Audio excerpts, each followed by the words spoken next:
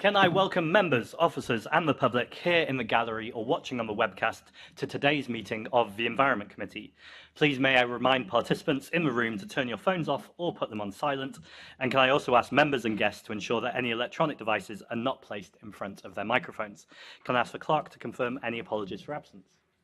Apologies have been received from Assembly Member Bakari and Dr. Gary Fuller. Apologies for lateness have been received from Assembly Member McCartney. Thank you very much. And I believe Assembly Member McCartney is attending a Holocaust memorial from her Labour colleague, so I'm sure members understand. Can we note the list of offices held by Assembly members? Noted. Thank you. Can I also ask members if they have any disclosable pecuniary interests in specific items listed on the agenda? Thank you. Can I ask the committee to confirm the meetings of the last minute of the committee held on 13th of December 2021 to be signed by me as a correct record? Thank you. Can we note the ongoing and completed actions arising from previous meetings of the Environment Committee? Thank you. That now brings us to today's main item for discussion, which is air pollution in London. This is our first meeting of two focusing on this topic. Please can I welcome our guests here in Union Street. We have Elliot Treharne from the Head of Air Quality, GLA, Dr. Benjamin Barratt, MRC Centre for Environment and Health, Imperial College London, and Jemima Hartshorn, founder of Mums for Lungs.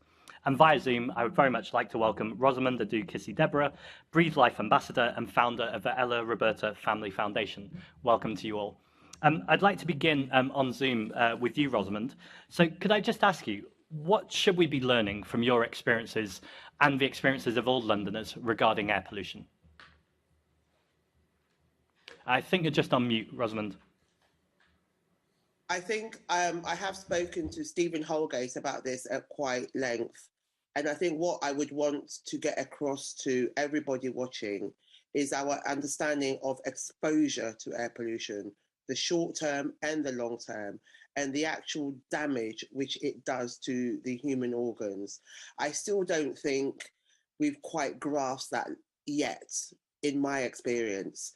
And I think sometimes when I look at schemes, when I look at young people walking up and down main roads, and I know they can't see what they are breathing in, but I always think about the damage it is doing to them. So for me, I think exposure, we lack the understanding of exposure.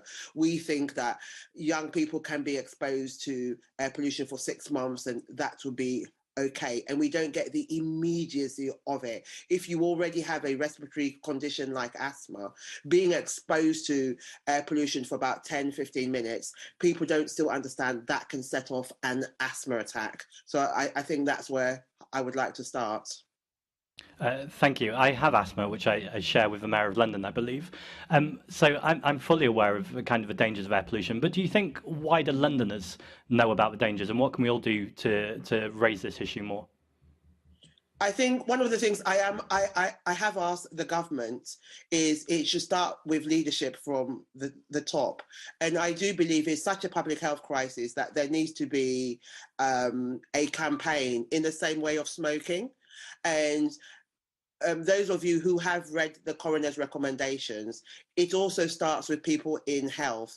So doctors, nurses, asthma nurses, everyone really needs to get they sort of need to learn. So there is a division between public health and medics, and Stephen and I, we're trying to narrow that gap. People trust their doctors, and we think that is the first place where information should come from. It is incredibly important. And we have recently witnessed, when it came to COVID, when you look at areas of high air pollution, there are more COVID deaths, and there is research underway to look at air pollution and the severity of COVID. So I think education is really key, and I will keep on saying that again and again, rather than beating individuals over the head with a stick saying, don't do this, don't do that.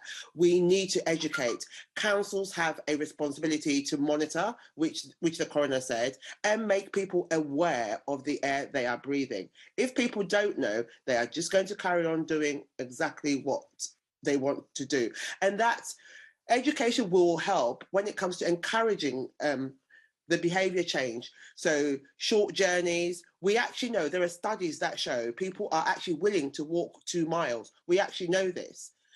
So education is really, really important. And that's why I supported the Mayor of London when he was talking about road pricing.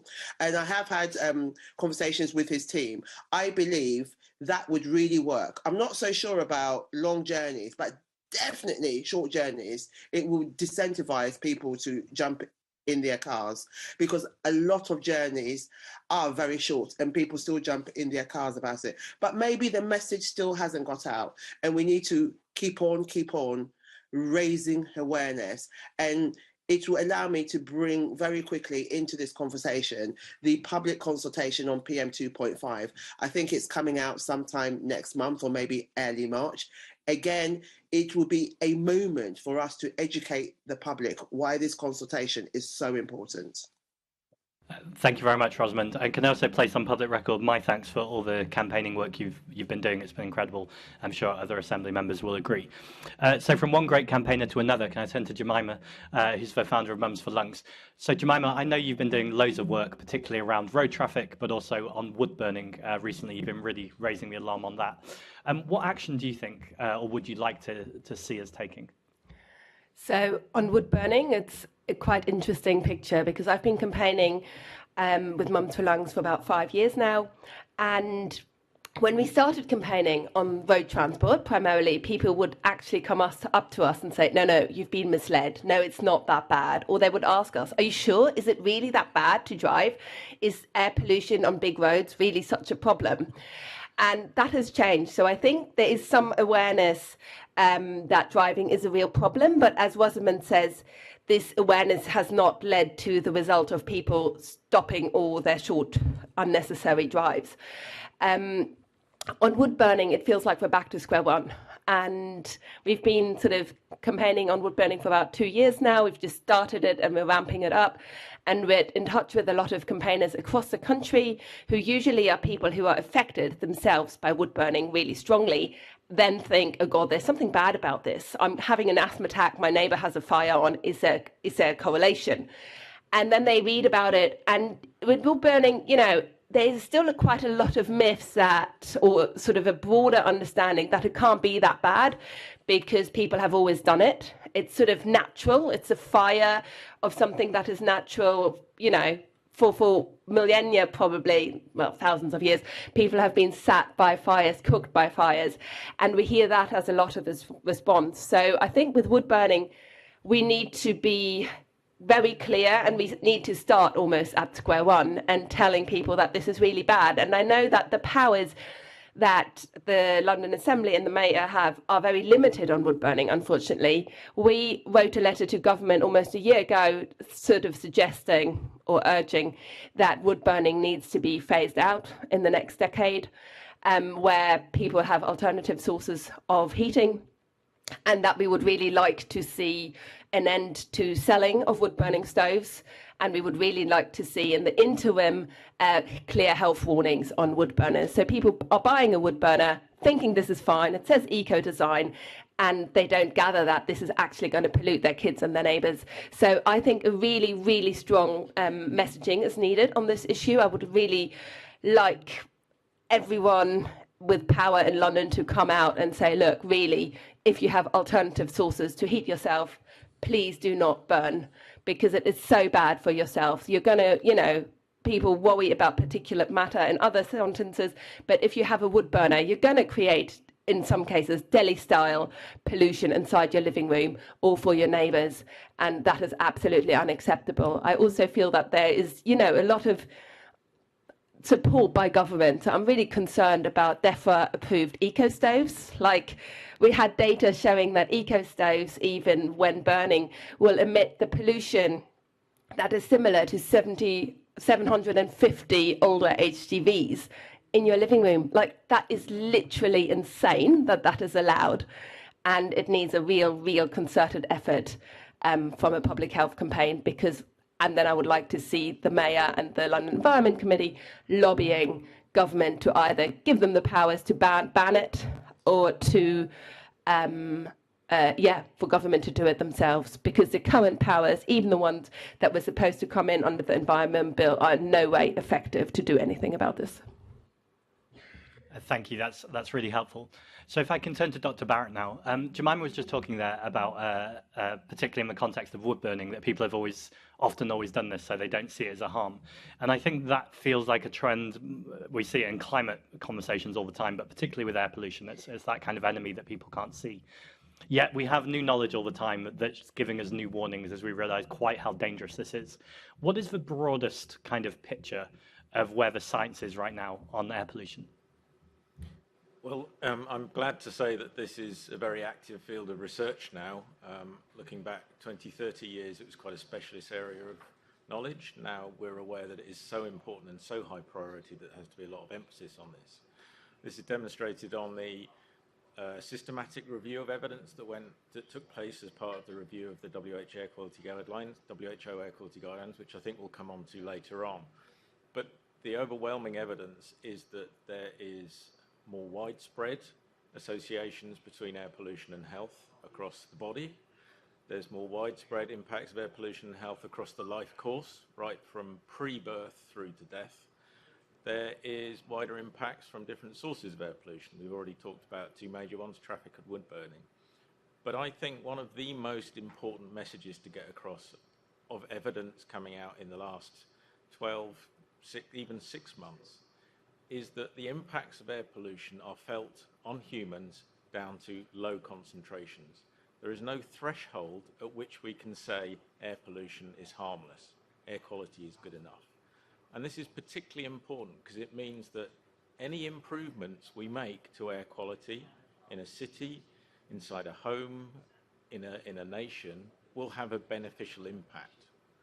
It's not diminishing returns. These returns continue to be seen and be important, even when you're decreasing levels below current legislative standards, even when you're decreasing levels below WHO standards.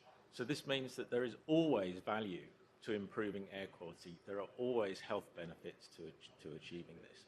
And this is very significant evidence from the United States, from Canada, and from Europe. 3 combined, very, very large studies which came to this conclusion themselves. So this is very robust evidence. That's really clear. Thank you very much. So turning to you, Elliot, first of all, thank you for returning to the committee once again. So with ULEZ, we've seen kind of it's exceeded expectations in terms of compliance, yet the government is still putting out warnings on some days that pollution is too high and people need to avoid busy roads. How hopeful are you that ULEZ will do what it needs to do to clean up London's air? So perhaps I could just start by joining you and the committee in recognising Rosamund and her exceptional contribution to raising awareness about air pollution. It's been incredibly important and personally very inspirational, and Jemima, of course, is a key part of that as well. So I think the starting point, and I think Ben just set it out very clearly, is there is a long way to go before we have solved the problem of air pollution in the city. And although we've seen fantastic progress, predominantly and down to big schemes like the ULEZ, but also the work that we've done cleaning up buses and taxis and taking action at schools, there is still much more to do. And I think there is an important piece of context that we've seen in terms of the WHO changing their guidance about the levels that we need to achieve, which sets the ongoing challenge that we have in terms of improving air quality. So although the ULEZ, as we've seen in central London, has had this phenomenal impact, helping reduce NO2 roadside concentrations by 44%, and we're seeing some initial positive results from the expansion of ULEZ, especially in the way that it's influencing the vehicle fleet, clearly further action is needed. You'll have seen already that the Mayor has talked about some of the additional approaches which he's asked TfL to consider. But I also really recognise what Jemima was saying, that this is not just a transport problem. And in addition to the action that we'll need to take on the transport side, it is also important, if we're going to achieve World Health Organization recommended guidelines, which the Mayor has committed to do, we are going to need to take further action on other sources like wood burning and like construction. And the government here have a critical role to play, both in terms of making sure that we have the right national approach, but also we have the right powers locally and regionally, and also through things like the ongoing support for TfL, which is so vital to maintain the public transport infrastructure to prevent any kind of regression in the progress that we've made so far. Thank you. The Mayor's released research this morning that shows the difference between outer London and inner London, and also highlights what I think we already knew, but I think is a really important conversation about how this disproportionately affects people from Black and minority ethnic backgrounds and or people from low or middle incomes who may be struggling in London. Will there be different measures now in terms of how we approach this kind of disparity between these communities? Sorry, when you say additional measures, do you mean the way that we monitor it or the way that we actually tackle it? So the way that it's monitored, will there be kind of more monitoring in outer boroughs to bring that down? So I think there's two things. One thing that we are doing to better understand some of those health inequalities is we've commissioned a further study, or we're in the process of commissioning a further study to understand how those differential impacts affect different communities and different parts of London. I think there is also the question that you had about monitoring, which of course the data is critical to understand what's actually happening locally. We're lucky in London that we start off, and Ben might want to talk a bit more about this later, with some of a fantastic network of reference quality monitoring sites. In recent years, we have seen some additional investment from the local authorities who run those, so there have been some improvements in the range of monitoring that we actually have.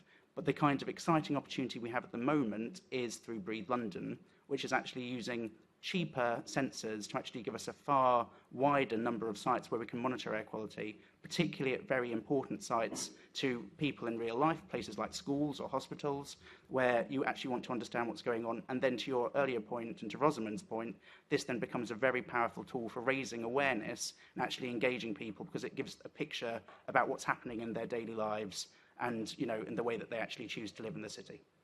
Thank you. And then just my final question, Elliot, just before I share the floor with my colleagues. I was really concerned by the press release from the government a couple of weeks ago that talked about you need to avoid busy roads in terms of walking and cycling and exercising, as opposed to asking people to drive less. What more can we do to challenge the framing around these conversations? So I think that's a really important point, and Jemima might come on that later. She's definitely raised similar points with me. And one of the things that we are doing in terms of where we have direct influence is over our alerts program, and we're looking at how we can improve some of the messaging around that. So currently we use the health-based messaging, which again focuses on those most at risk. So it does talk about people potentially reducing exercise or avoiding the most polluted locations like busy roads. And instead we're seeing how we can actually, and we already have some of this messaging, but how we can actually really bolster it around, you know, if you don't need to drive, please don't drive. If you are driving, please don't engine idle. Walk, cycle, use public transport, and get those messages out there. And I think that this is something that we will also be raising again with government, and we'll be working with health colleagues as well to find out better ways to disseminate some of those messages more widely across London. Loud and clear. Thank you, Elliot. Assembly Member Cooper.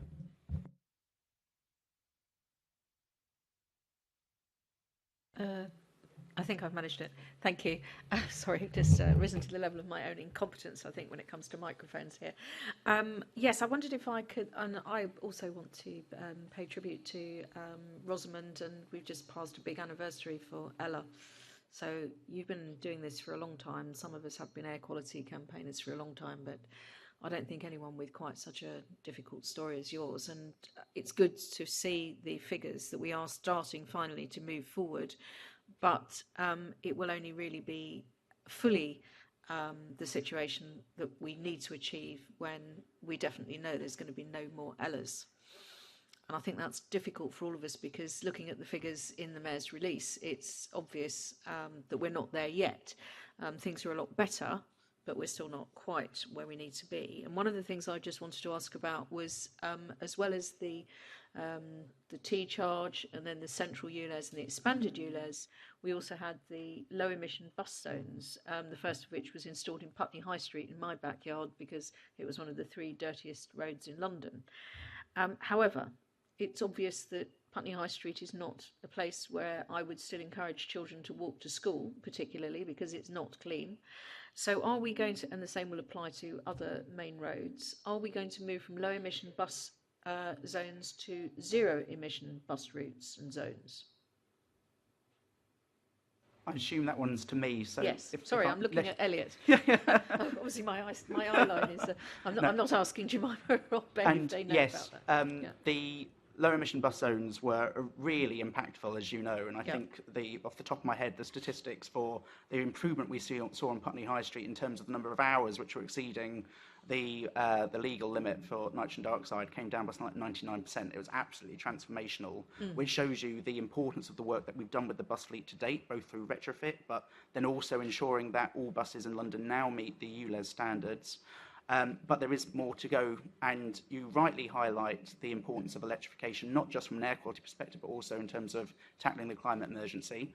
We now have over 600 electric buses or zero-emission buses on London's streets, and we have a plan to roll out a further 300 by the end of this year, which means that we'd get to around 10% of the bus fleet being zero-emission. TfL have worked very hard to set out a plan about how we could get to a fully zero-emission fleet by 2030, but that is dependent on government support. We've tried to make the argument that that is an investment not just in London, but actually an investment across the country, which will create jobs and opportunities and support factories in places like Leeds or Ballymena or up in Falkirk, and is a really exciting way of actually then accelerating the introduction of electric buses across the country as a whole. So we continue to work with with government in the hope of securing some of that funding, and then subject to the outcome of the TfL funding settlement, I think the intention is to roll out zero-emission buses as quickly as possible. And I think that there is definitely a discussion to be had about the opportunities there may be in terms of targeting some of those buses, although that's obviously clearly more of a matter for TfL than it would be for me. Absolutely critical, I think, for children, particularly when they're walking to school, because they are at that height for the tailpipe. I can see that Jemima would like to come in as well, if that's okay, Chair. Hi, thank you, Leonie. I'm not quite sure what the protocol is here on adding comments. Yeah, I think it's been really clear that children are disproportionately exposed to air pollution on their school run. There was this very strong report, I think, in June 2018 from UNICEF UK, which highlighted this. So I think it is great about the buses. I would, clearly see as soon as possible zero emission zones for buses on all of the most polluted big roads. But I think I think ideally this committee and the mayor think further and have another think about some other things, because I feel business has a real role to play in this as well. And we have seen an unprecedented rise in deliveries, I think starting actually ahead of the pandemic. And at the same time, I read, although I don't know if that has been changed, but I read in a book by Gary Fuller that Amazon vehicles, at least in 2013, when they left the depot, were about 1/4 full. And I'm worried that this might be the same with other freight vans as well, that they're not actually full, and that we're therefore seeing a lot more cars, delivery vans on London's roads than we should. So I think there's a real point that needs to be addressed around that. I also think that there needs to be some thinking around deliveries where they are not urgent. Could they be only running at certain times? Can we not have them between 8 and 9:30 on all the big roads? You know, what can industry do? What can sat-navs do with avoiding roads where there's many schools and children walking, especially on these big roads that are not really currently eligible for school streets, which, so that is something I would really like to see a lot more thought and worked on. And as a campaigner, I just have to be, this is just something I've been thinking about, and I'm naive. I don't know who is the right authority to be working on this, but there is a lot of change that I think that needs to happen. And the other point is that I saw some data recently from the Mayor of London, I think in response to a question by Hina Bokhari about how much parents and the school run is contributing to rush hour traffic in every borough. And the smallest level was 12%. And I've forgotten where that is. But the highest was 43%, and that was Tower Hamlets. And the rest of the boroughs were sort of in between. And in London, the vast majority of school runs are pretty short. There are obviously exceptions, and there might be very good exceptions. There might be a very good reason why parents drive their children to a school that is far away despite having closer options. But I feel that is really something to look at. And my hunch is, without having that as proper evidence that a lot of these school runs are so short that children could actually walk, scoot, or run them with their parents. And a lot of people are actually working from home now. So, you know, as parents, they are saving perhaps commuting time during the day. So perhaps they can, you know, we really need to get on it and really encourage anyone who can to walk, cycle, scoot their children to school. If we look at Tower Hamlets, 43% of the traffic at rush hour being the school run, then if half of the parents could share the rides or walk children together or things like that, we can have a real impact on reducing traffic.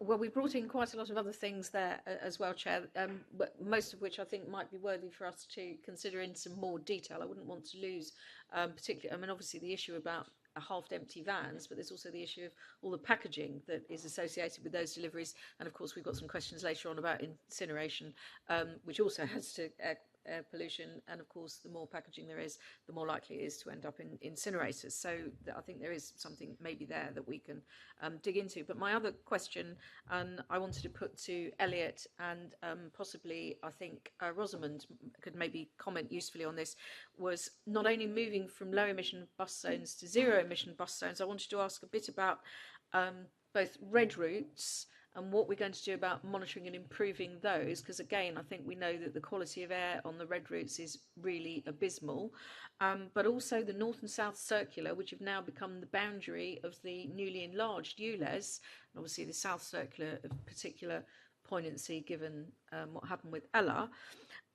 What are we going to do to make sure that they don't now become absolutely filthy in the way that Putney High Street, you know, used to fight with Oxford Street and Brixton Road to break the law first on the 1st or 2nd of January, because we don't want to move the pollution to other roads, and particularly because we know that there are communities who live near those roads who may be communities who are not driving themselves very much. So whilst there might be a lot of school traffic going through Tower Hamlets, it isn't necessarily the parents from Tower Hamlets who are creating that. And I think we need to be aware that sometimes the pollution is created by people who are passing through areas and don't necessarily live there, which is very, very unfair on the people who have to live there. So if you could comment on red routes and then how we're going to make sure the North and South Circular don't become the new Putney High Street, as it were. Okay, I will pick up this first. This will not come as a surprise to Elliot at all. Unfortunately, Leonie, the point you mentioned, that time has already passed, and the pollution now on the South Circular, I don't live near the North Circular, so I can't comment on that, but I'm just going to assuming it is the same. And I had Claire, who started working with me the last couple of weeks, and yesterday she rang me and said the bus hasn't moved now for 10 minutes. So I said, the bus will not move. This is on the South Circular, so you need to get off and walk. And by the way, I said to her, welcome to my world. And you mentioned my late daughter, and on Monday the cemetery is just off Verdon Lane, which is just off the South Circular. So as I walked her siblings to the cemetery, we actually stopped for a moment and looked at the South Circular. This was about 10 o'clock. It was absolutely gridlocked. Nothing was moving. Now, when my daughter was alive, it wasn't even that bad. So things have got dramatically worse, and especially in the last 2 years. And my only thing to them, which I said to them, and they looked at me with puppy eyes, is you're going to have to go back to court to make sure something is done about this. I think the lack of understanding that children who live near these roads, and I have it on good authority, I speak to respiratory consultants at least twice a month, and to tell the Assembly that child deaths have not gone down in London. There is still 250,000 children with asthma in rising. Now some have long COVID on top of that. But the figure of 8 to 12 deaths a year in London has not gone down. Medicine has got better, and there are expertise everywhere. So we know that's not the issue. And I heard on the red routes, EDF did a study, I think nitrogen dioxide was up 70% on red routes. And this is where poorer people live. Let's be honest about it. The closer you live to the main road, the cheaper the properties are. And there seems to be Absolutely. this narrative that this is where the traffic should be. The people who live there or who are standing at bus stops, they don't own cars. And yet they are suffering the brunt of it. And this is where the inequality comes in it. And Mayor Khan said, I think about two weeks ago, London is now the most congested city in the world. Shame on us. We have actually made this situation even worse. And I ask the Assembly that this matter needs to be looked into.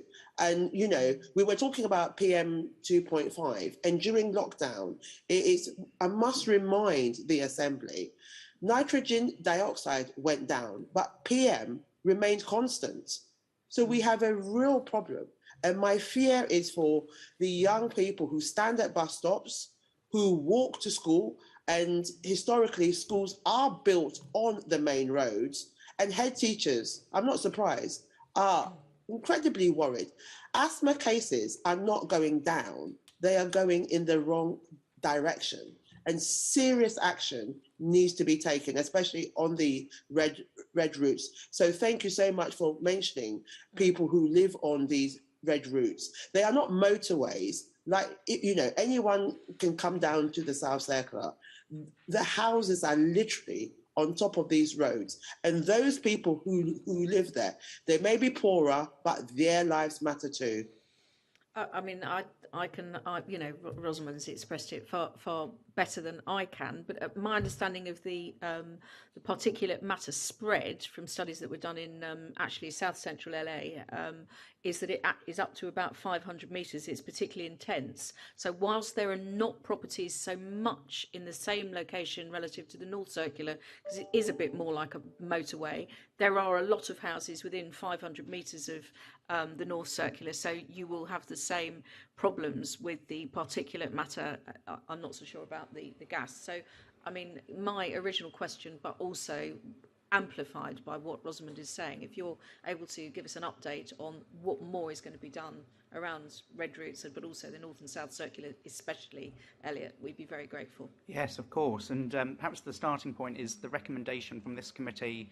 I think from one of the previous times I attended a scrutiny session, one of the requests was that we looked in more detail at the red routes and tried to understand some of the changes that had been happening. We've started that work, and you might have seen just before Christmas, we published the new London Atmospheric Emissions Inventory for 2019, which included some specific analysis around the red routes, and that showed that there have been an improvement in terms of the length of red routes which are compliant with the nitrogen dioxide legal standards, and that had gone up from 21% of the network in 2013 to 29% in 2016 and 70% in 2019. But everything that you've said, and I remember very clearly what Ben was saying earlier, stands. It's like we need to make significant additional improvements. I think it's worth bearing in mind that progress has, part of the reason I think that we've seen that progress on red routes is because we have done things like clean up the bus fleet, although again further work is required for bus electrification. In particular, with heavier vehicles, we've already have the London-wide low emission zone where the standards were tightened in March 2021. We've seen very high compliance with that, and that again on the heavier or the busier roads, so the Transport for London road network, which are the red routes, what we've seen there is an improvement in the compliance of those vehicles. And of course with ULEZ itself, the spillover benefits, because people don't just drive in one zone, mean that you should see benefits across London, and we're continuing to do that analysis as we see and evaluate the expansion of the ULEZ, and we'll have more to say on that in due course. But absolutely, I take the point that there is further action that's needed. The Mayor's already set out some of the approaches which he's asked TfL to consider. They'll be coming back on that in due course, and they potentially provide a mechanism for us to take further action to address these air pollution impacts, which, as Rosamund rightly said, impact all of us, but disproportionately impact some of the most vulnerable Londoners, Black, Asian, minority ethnic Londoners, poorer Londoners. And again, I go back to the piece of work that we're commissioning to try and better understand this in terms of those health inequalities from air pollution. So we're undertaking that work as well. Thank you very much, and thank you, Chair, for allowing me to do those follow-ups. Thank you, Assemblymember Cooper. Just before I hand over to Assemblymember Devenish, just a final question. So yesterday, Elliot, the Assembly passed a motion around more transparency on the Silvertown Tunnel. Now, Rosamund just spoke really eloquently about the need to reduce congestion, particularly in those areas where there's a higher proportion of people from black and minority ethnic backgrounds and also from lower incomes. Now, Newham is one of those areas with the worst toxic air in London.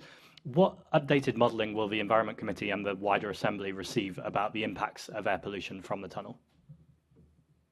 So I think the first thing to say about Silvertown Tunnel, of course, is that the current Blackwall Tunnel does have a very significant impact on air quality. And the rationale about the Silvertown Tunnel is by putting in place the appropriate capacity, which would then enable a public transport focused crossing, which would enable for the first time a regular, reliable double-deck bus service, which would be zero emission, would be an incredibly important thing for London and would actually help address what we see is with Blackwall Tunnel, where there are significant negative impacts in terms of air quality. As part of the Silvertown Tunnel, you'll be aware there are clear commitments which have been set out in terms of how charging will be used to manage that there will be no additional traffic as a result of that, and there is a system in place to make sure that is monitored and that is achieved. And I imagine, although this is more a matter for Transport for London rather than it is for me, that information will be made publicly available and will be shared with yourselves to ensure that what's been said through the development process is actually delivered. Thank you very much. Just before I hand over to Assemblymember Devenish, just to say to any of the guests at protocol is if you want to make a point at any time, please do just indicate and I'll do my best to bring you in. Assemblymember Devenish. Thank you, Chair, and I totally agree with what Leonie and Rosamund have just said. I would suggest that we try and get a TfL member of their executive, now they've just reorganised, at our second meeting if possible, because I think to hear from TfL directly, no disrespect to Elliot, but to have TfL here directly answering those very valid points would be really, really powerful. Now, my questions again, sorry Elliot, they're all to you at the moment. Will there be changes made to the Mayor's approach to tackling air pollution now that the WHO guidelines have been revised, please? So I think the starting point is that the fundamental approach that we set out in the London Environment Strategy probably is still the right one. And we've always recognised that to tackle air pollution in London is not just about tackling one source. And we've talked a little bit about transport there, so I'm not going to go through that in more detail. But I think the additional areas where we need to take action are going to be around things like wood burning, where, again, we've had a good conversation around, but also the commercial component of that, so commercial cooking activity.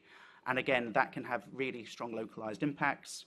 The Mayor has long talked about the river, and there's both an opportunity and a responsibility there about how we can better use that to both get people around, but also transport goods and services.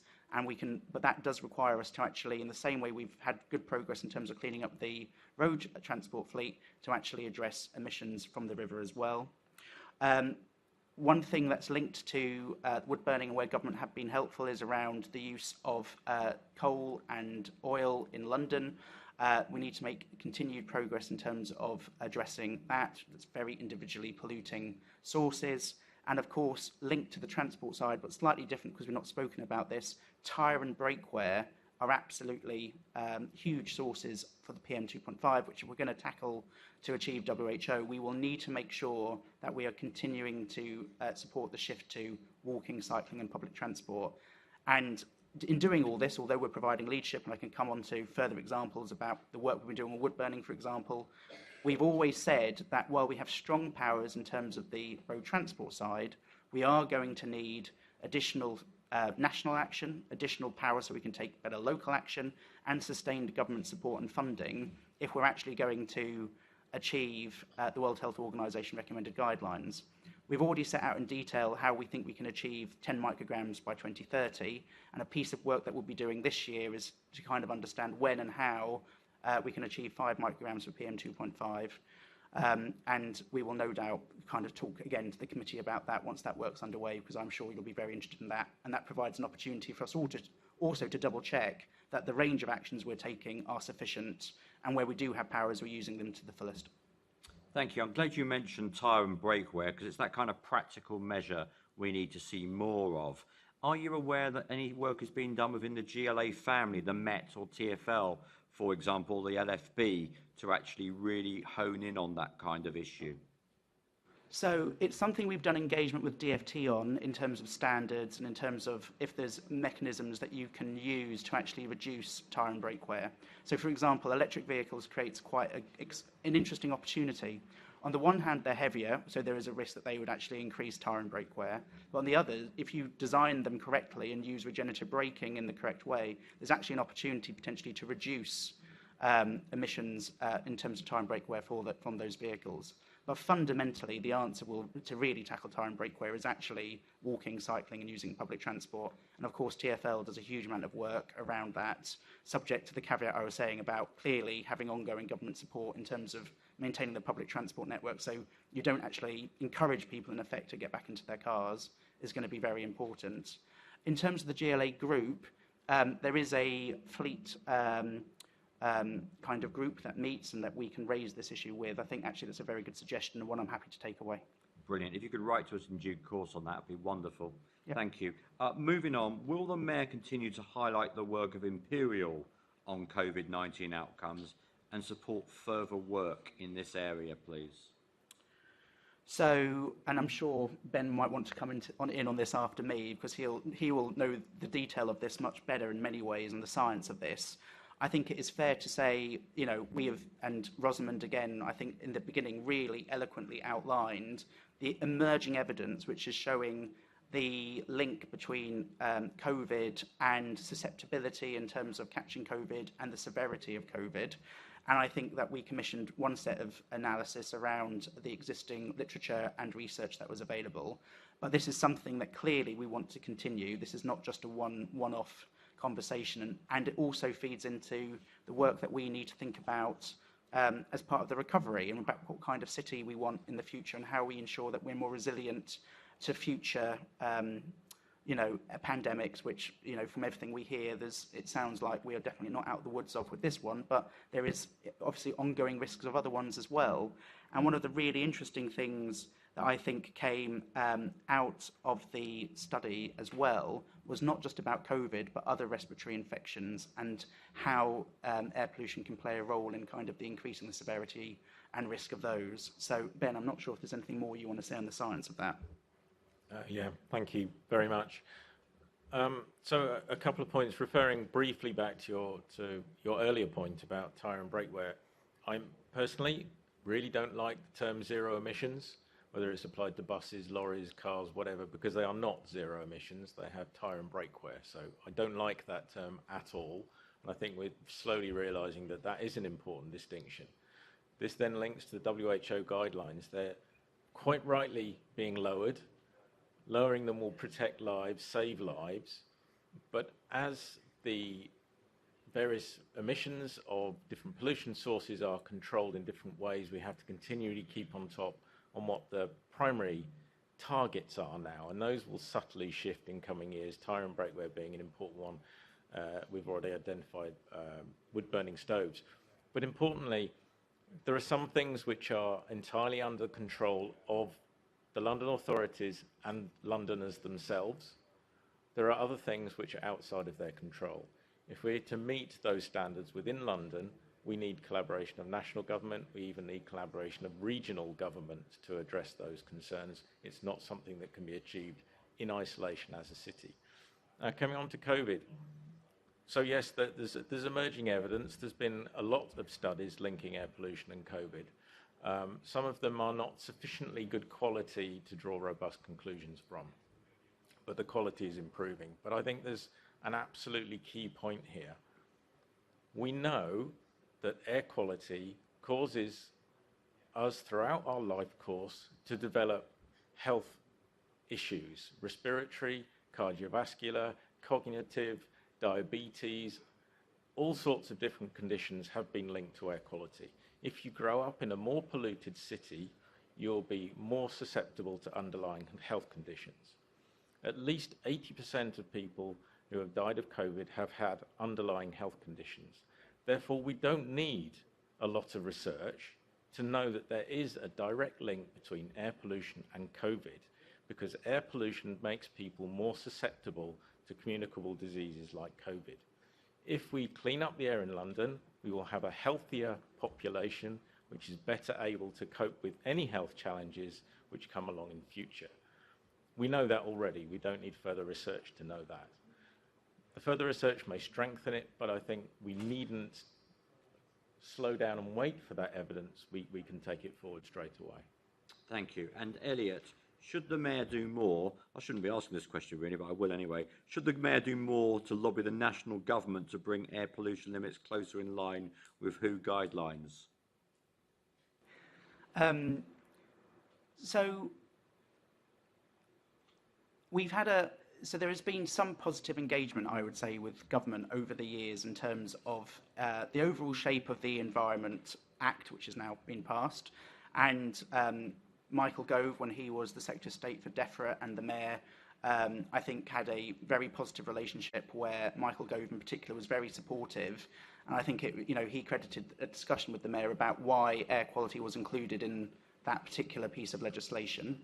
And that has given us a framework, although our preference very much would have been to have the WHO standards on the face of the bill, which has now been passed. There is now the mechanism for setting those standards, and we will, as Rosamund was referring to earlier, expect the consultation on those to begin in the next month or so. At that point, we have, behind the scenes, of course, been engaging with government. We've been providing as much evidence as we possibly can. I referred earlier to the report that we did that showed that we think that achieving 10 micrograms in London is possible. That was all part of developing and contributing to the evidence base that DEFRA needed within government to actually have the discussion about the correct level to set the standards. We are hoping that at a minimum, when they start the consultation, they will be aiming for 10 micrograms. We will wait and see if that is the case. But clearly, in the context of changed WHO recommended guidelines, we also need to make sure now that government are responding to the best available science and to the health evidence.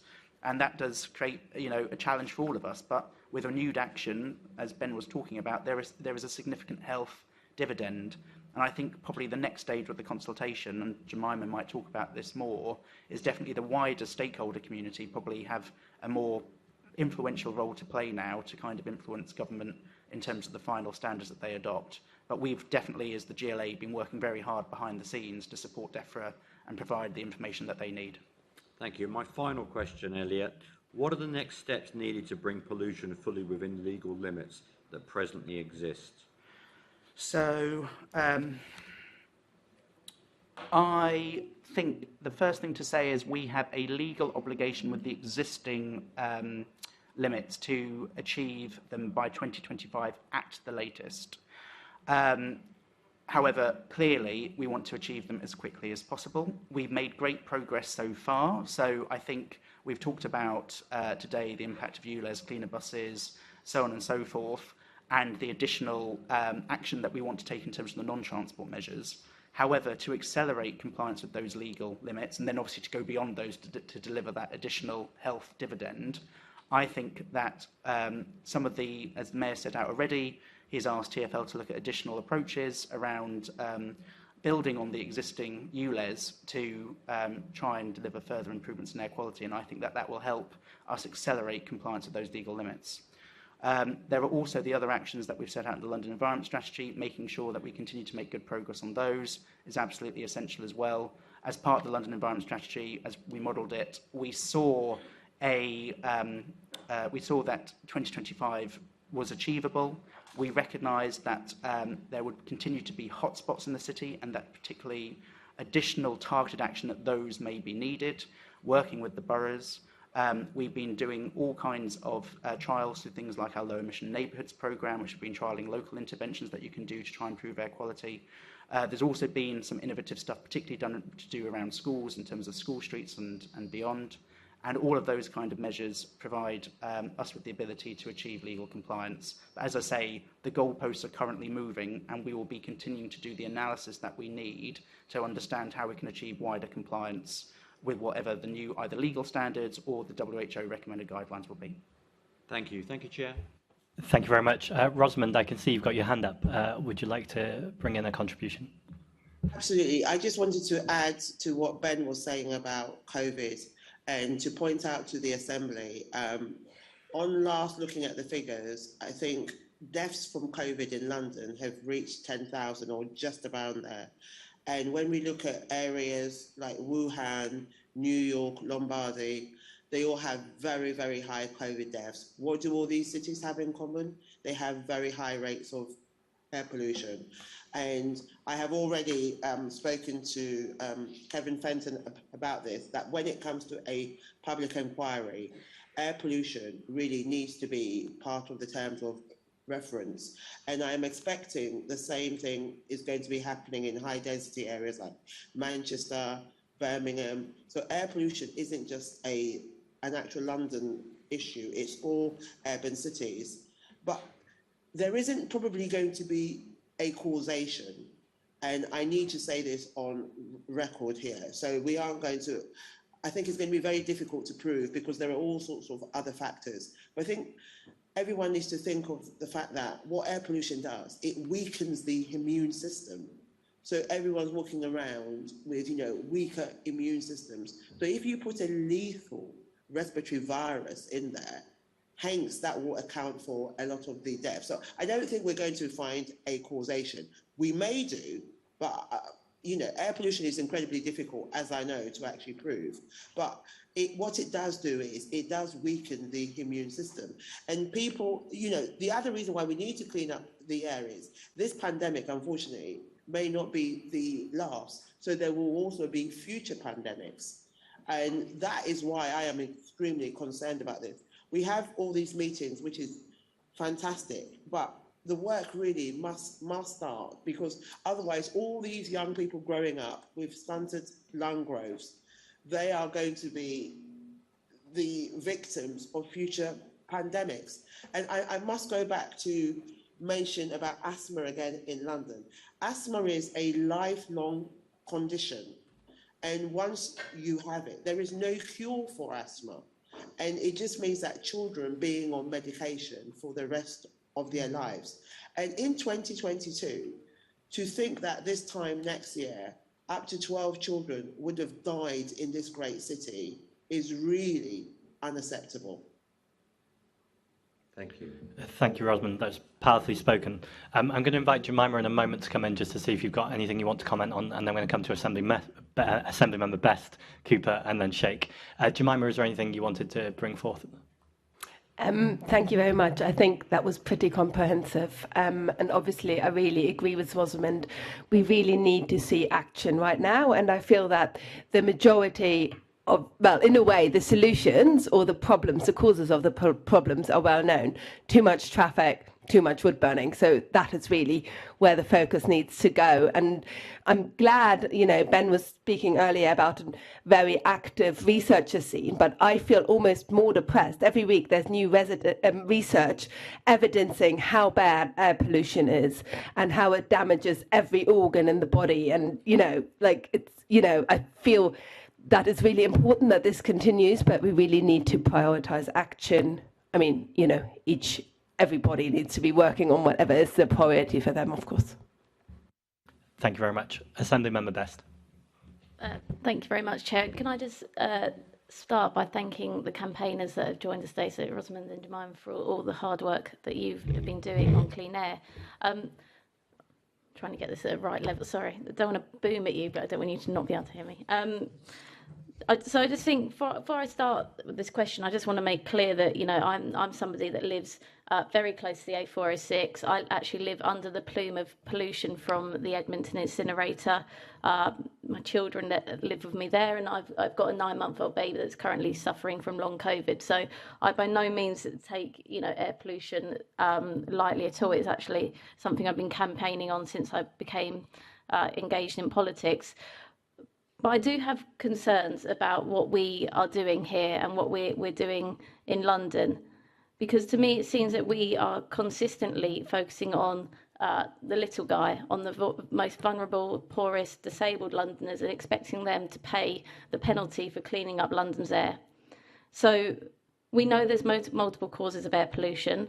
what I've seen with LTNs is, and I think Rosamund highlighted this point earlier, is when I go to areas where LTNs are, I'll see, you know, the high streets that have become more and more full of traffic than they ever were. I'll turn into a nice little suburban, you know, neighbourhood with large houses and gardens, and they've got no traffic there, and it's all being pushed onto the high street. So we're pushing further and further the pollution onto the poorer Londoners again through the way in which these LTNs have been rolled out. That surely can't be right.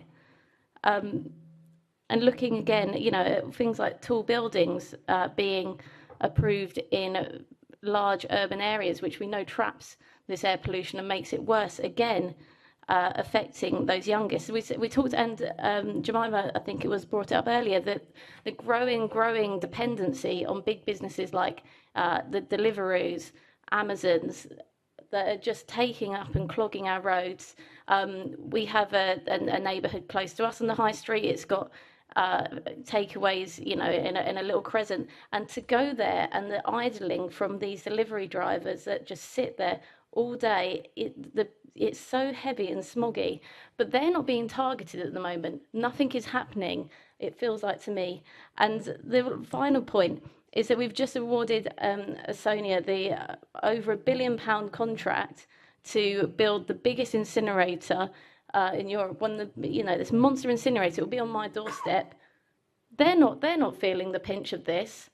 So what are we going to start doing? And I'd love to hear the campaigners' opinions on this, and as well, of course, the other guests. How are we going to start tackling the big boys in London that are actually responsible for our air pollution, and stop targeting the people that, yes, they need to change their cars, yes, they need to change their habits, but to me that's bottom of the line. These are people that have, often have so many other things on their plate, so many other things they're juggling, and yet they're being targeted before we're targeting the big boys in London that are causing all this pollution. I'll go, then Jemima can obviously. Just to start off by saying, I have actually apologized to my own children for this. I really have. And Beth, on Monday, I am back in hospital again, monitoring my son's lung capacity, his pheno, because of this ridiculous issue. I think what I really objected to, I think a year ago, was when someone told me that, well, my children are collateral damage. I thought, how dare you? How dare you even say that to me? We are the family who are more susceptible to air pollution for whatever reason. And I hope to get an answer from Oxford University, who are going to be looking at the genetics of all three of my children. So we now know that LS samples are at Great Ormond Street. And we have had a conversation about it, and I have said to them, look, I think it's a really good idea if you take part in this study, and maybe once and for all, you might be able to help London or help the decision makers understand the impacts of air pollution, because they obviously don't understand. The reason why these things have been pushed out, and thank you to the councils who have listened to the residents and have decided that this is not the way forward, is, let's be honest, people who live, I can look at my neighbourhood, I can look at the South Circular, and I talk to people on Brown Hill Road, as you would expect me to. Shops there, social housing there, people living there temporarily. So when it comes to voting, I don't think people are that worried about them. And I can't believe I'm saying this in a public forum, but I sometimes think this is all about votes, because how can you possibly push even more air pollution onto the people of Brown Hill Road? Look, the lorries, not cars, the lorries start on the South Circular at 3:00 in the morning. It is the gateway to Dover. And I think people who actually live there understand that. It is an incredibly busy road. Lorries pass through going to Dover. But I have been appalled that over the last, I think, maybe 2 years, that some people's lives have even been made worse. And when we get to hospital, we're not the only ones sitting there waiting to see the consultant. There are other young children, and some of them are much younger than my children. And there was a 3-year-old in my neighborhood during the implementation of this ghastly scheme who had to be rushed to hospital. This is unforgivable. You only have one life. And as I said, 12 children still dying. And for those who seem to be living in this fantasy world, in quotes, over mini holidays. So I thought, oh, this looks good. It looks great. No traffic. Then I looked at the asthma figures, which is always, you must always look at the asthma figures and respiratory figures. So children under 5, they're not part of asthma figures, by the way. You can't be, or you don't tend to be diagnosed with asthma if you're under 5. So look at children who go in with bronchitis or preschool wheeze. Have a look at those in Waltham Forest, and they are extremely high. So what that tells me is you have one area which it is fantastic for those people living there. And I can understand they want to keep it like that. I can absolutely understand, but it's really not fair on the other part of it. And we can't have clean air for some, please. It must be clean air for all. And that's why I would like to see the ULEZ expanded all the way up to the M25 or road pricing. Then it's more equal. And when people say poor people are going to suffer, poor people are suffering anyway when it comes to their health. And please don't use them in order to fight your battles. Poor people are struggling anyway. No one cares about them. When I see their children walking up and down the South Circular, no one really cares about them, or they haven't shown to care about them. It is not a dumping ground. This is bordering on environmental racism. And I never thought we would have such a situation in the UK.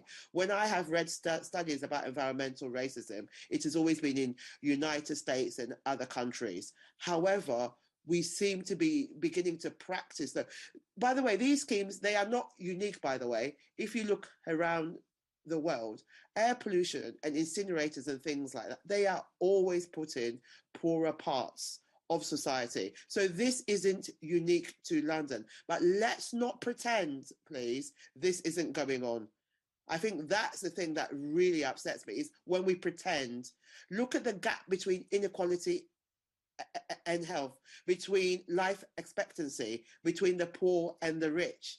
It is almost 12 years now, and it is a shame on all of us. Thank you, Rosamund. I'm not here to give opinions, because we're just here to ask good questions, but I just want to echo what you said about road user charging, particularly making sure that genuine fairness is baked in as well as privacy guaranteed. Assembly Member Best, I don't know if you wanted to bring in Jemima as well, and just I'll hand back over to you. Sorry, I've interrupted. Thank you, Emma, and congratulations. I didn't realise you also had a small child. So I really wanted to come in. Sorry?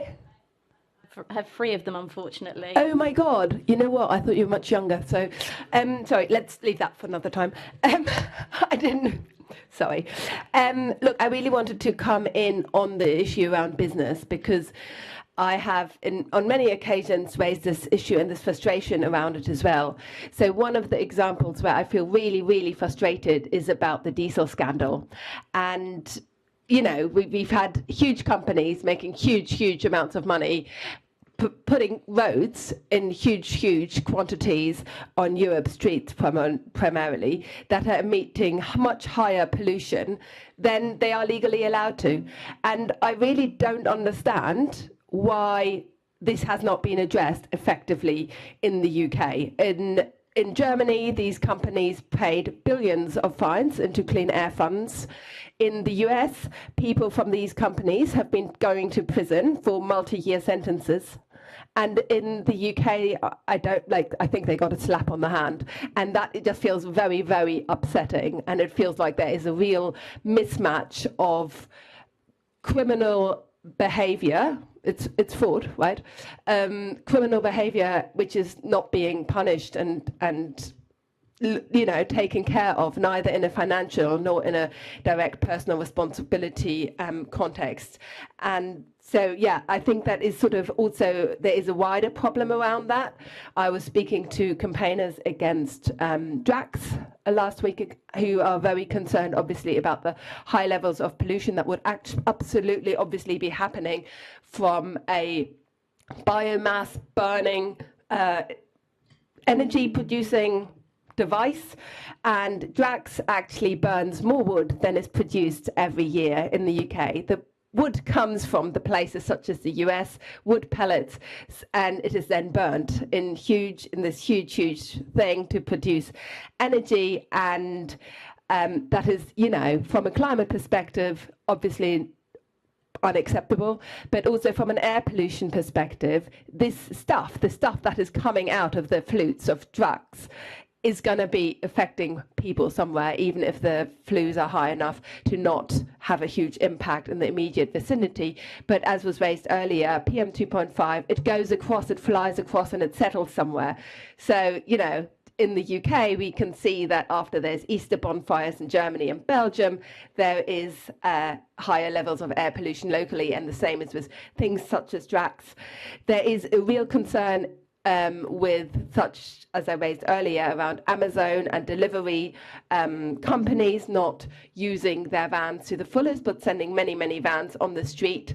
I personally have a bugbear about Amazon Prime being $7.99 a month, which I think is far too cheap, and sort of really makes it very easy for us as consumers to just order something that we don't really need tomorrow or the day after, and just have it come delivered because it's already, in a way paid for. And instead of, thinking, I don't know, how soon do I need something? Will I need other things by then? And doing one delivery a month. I feel things like No Cardo, which is a campaign I'm sure everyone here is aware of, is equally very frustrating. To me, that there is a Ocado delivery depot being built near directly next to a primary school. And it feels that overall there is a big mechanisms missing in the country to stop this kind of stuff. So I think there is real problems, but I'm sure Benjamin would know much more about it, in the planning system, as that does not take air quality and air pollution or health worries sufficiently into account. That would be something I feel, needs to happen around an incinerator, that there is real planning law, really robust, looking at what can we build where, what kind of impact is this going to have on the health of people living locally. And there obviously needs to be the political will to make legislation, or to, to make legislation that makes this kind of schemes less easy to slip through and pollute far and wide without any real restrictions. And just to see if Elliot or Benjamin wanted to come in. Elliot. Thanks. They were really important points, and I think there was so much in there, so I'm just going to try and go through a couple of those, if that's okay. Maybe just starting with idling, I think that you are exactly right. There are now certain locations where you do get people keeping their engines running, which then does have an unnecessary impact on air quality. I mean, it's costing the person money in terms of having their engine on, and it's having a detrimental impact. So we've already started working with the boroughs in terms of trying to have a pan-London engine idling programme, which is particularly focused around schools and has done some educational raising activity using marketing. I think we want to explore how we can kind of continue that and build on that. And I think that's the feedback around particularly problematic vehicle groups and how we can try and reach out to them and focus on them. I think is a really important one. I think to your point around supporting the little guy, the little person, I think that's also really important. And I think, again, if you look at what we were able to do with ULEZ with the scrappage scheme, I think although we obviously would like additional support from government for that to go further and to, have been able to help more people, I think it gives a model of how you can support those on low incomes, those with disabilities, to make a transition. And I think that, and Zach, as you were saying, fairness really needs to be at the heart of what comes next. And I know that TfL are looking at that and considering that as part of their current work. I also recognise the frustrations that there have been with some low traffic neighbourhoods in some areas. We've always been clear that local boroughs, local councils should be listening to their communities and taking on board that feedback. But we also do know that structured correctly, they can have a hugely beneficial impact, and they can deliver improvements to some of those high streets or places where you get a lot of people walking and congregating and using, and that then has a beneficial economic impact. I guess part of the challenge that we need to think about is how can we marry LTN and Jemima. I think your point around Dieselgate was really important about some of the strategic work that we need to do across the city. So we've already talked about the work that TfL is doing, but I think is there further work at the national level in terms of incentivising that switch to cleaner vehicles? So as Rosamund said, because it is absolutely right, clean air for everyone. This is not just for some areas or for some people. It has to be clean air for everyone. And I know, Emma, we've spoken before about the incinerator. I think you're well aware about the view that there is not the need for additional incinerator capacity. We are where we are in that, and I think one of the things that we're working to do is to make sure that the Environment Agency uses the powers it has to ensure that emissions from any new incineration capacity are managed as tightly and effectively as possible. And we will be continuing to support that work as well. Thank you. Benjamin, if you'll forgive me the discourtesy, I just know that Rosamund's only with us 15 more minutes, and I know Assembly Members Cooper and Sheikh both have questions for her. So I'm going to suggest we go there, and then I'll come back to you to bring you in on this, if that's okay. Thank you. Assembly Member Cooper. Thank you. I think mine does actually sort of follow on from the previous questions, and it's one to put to Rosamund and then probably to Elliot, and then I don't know whether Ben or Jemima might want to comment on. I mean, I've put to the Mayor the question that given the climate emergency and he's now moved forward his zero carbon date to 2030, does that mean we need a revision of the environment strategy? We also have a mayoral transport strategy, which at the moment has a headline target that we should have 80% of all journeys should be on foot, by bicycle, active means of travel, or on public transport by 2041. Do you think that date should be brought forward, and do you think that the figure should be higher than 80%? Is that the way forward to try and get the improvements that we so urgently need? Do we need to see that strategy updated and those targets changed, brought forward and made larger? And perhaps we could start with Rosamund, because I know she's got to leave. The only thing to really, Leonie, say about that, which is quite difficult to me, the mayor was part of my daughter's inquest, and he was in court. He has seen the recommendations, and he is well aware of what needs to actually be done. Regarding figures and numbers, that really isn't in my remit to say, but I think people seem to forget and think it's just the government that were in court. The Mayor of London, or the office of the Mayor of London, were in court, and the coroner has made this incredibly clear. I think Elliot will be able to give you more about the facts and numbers and how we get there. But I think the coroner has been very, very clear, and April will be a year that he made his recommendations. And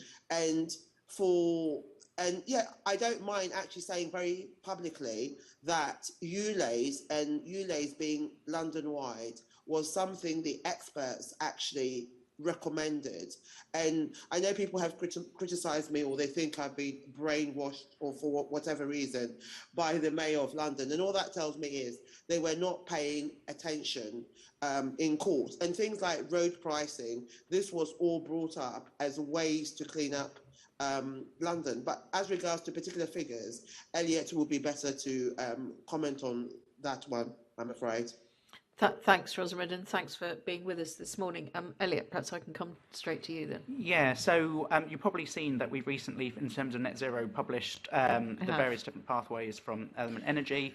Obviously, as part of that, it sets out our preferred route in terms of how we could achieve net zero by 2030. Obviously, part of my job is then making sure we maximise from that the air quality co-benefits that we see, and we take a good integrated approach here. I think that the key thing that we've said is around the commitments in the MTS and the London Environment Strategy. Fundamentally, it's a case of bringing them forward. Yeah. there is, as a result of that, we have a good sense of what we need to do. The focus is currently on action, trying to make sure all the things that we need to do actually happen. However, we do keep the strategies under review, and we will consider any further steps that we would need to take as part of that. I mean, it just seems to be a bit sort of, not, if you're going to bring one forward to 2030, it just seems a bit strange to keep the other target at 2041. And I can't see how those are going to sit hand in hand and achieve.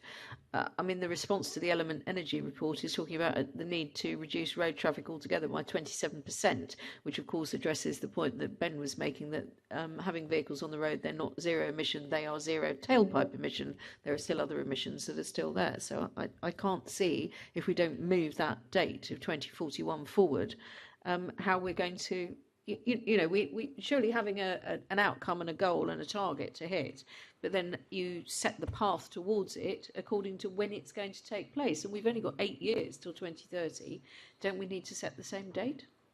So I think the key issue there is, as I was saying, is that the actions that we need to take to achieve that are broadly the same. As you just rightly set out, it's around, and I'm not going to talk specifically about the 80% mode share target, but in general, in what we're doing in the strategies, needing to bring that activity forward. So, for example, a really good example is around bus electrification, where we've said that we can and we want a fully zero-emission bus fleet by 2030. Currently in the strategies, it refers to 2037 at the latest. So if the one way to think about the strategies are as enablers, setting out the broad kind of structure of things that you want to do and that you need to deliver in order to achieve the change that we want, in moving the target forward and wanting to achieve 2030, is still the same action, you're just doing that earlier. But as I say, to your point about whether the strategies need to look at, that is something that we keep under review and we'll continue to consider.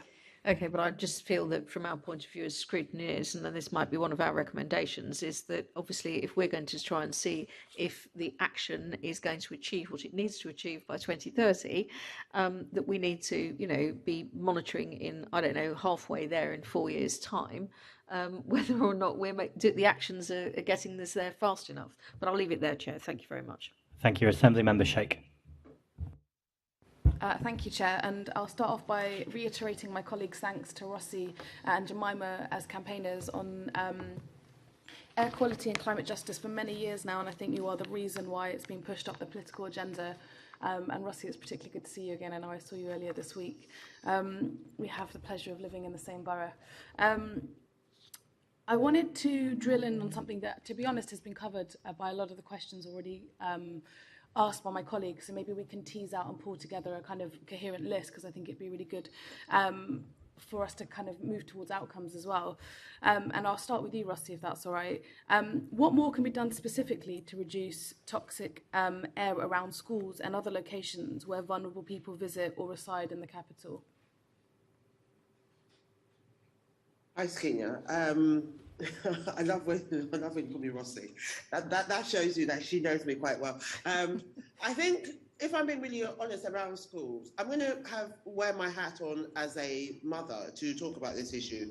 So I do accept that my children are literally obsessed with cycling. It doesn't matter the fact that a kind of low traffic neighborhood or not low traffic, all those things didn't matter to them. And that was from a very early age.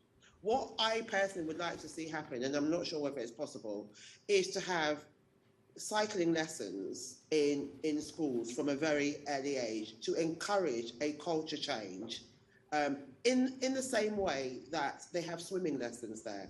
I know there are issues about poor children not having access to bicycles, and maybe we can look at some initiatives for poorer families. But I do think we need a whole culture change when it comes to cycling.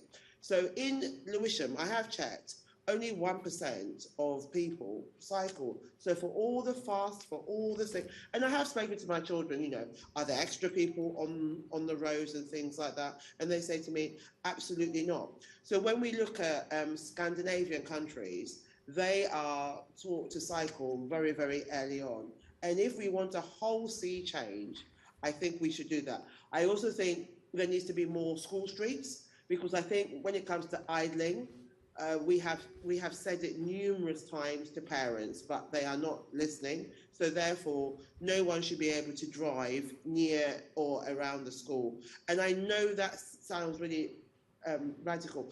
And I am taking disabled children into that context. Obviously, my daughter was incredibly disabled at times. So obviously, they will have an exception. But I think there needs to be more school streets, and also school streets in areas near big hay roads, because what I have heard is as long as the school is in a nice little area, it can have a school street. What about the schools that are on or near big main roads? But I do think we need a whole culture change. And regarding idling, I've seen a Freedom of Information Act looking at the amount of fines that have been given out over the last couple of years. It's appalling. Councils are not enforcing it. And maybe, again, what needs to happen is, it is against the law.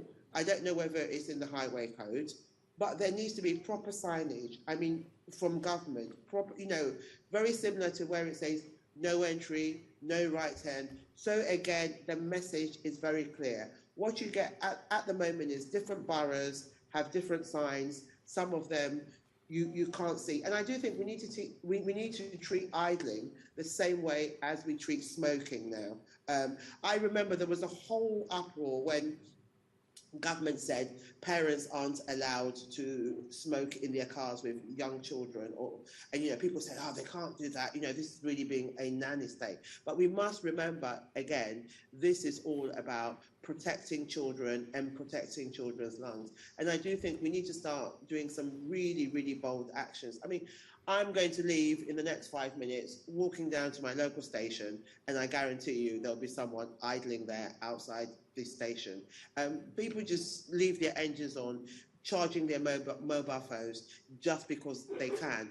So maybe the Assembly need to think about ways of enforcing, number one, idling. But I'd really like to see young kids learning to cycle, and I think it will also cure another social aim, obesity. We have been told now children are, bigger than ever before, and I think if we have children, and in the meantime, we can talk about making roads more safer for children. I like the idea of being segregated cycle lanes, because I know it's getting lighter now, and my children after half term, they will be back out cycling. And from a parent whose teenage children cycle, your heart is always in your mouth when they go out on their bicycles. And I understand the fact that a lot of parents are quite fearful of allowing their children to go out on the roads.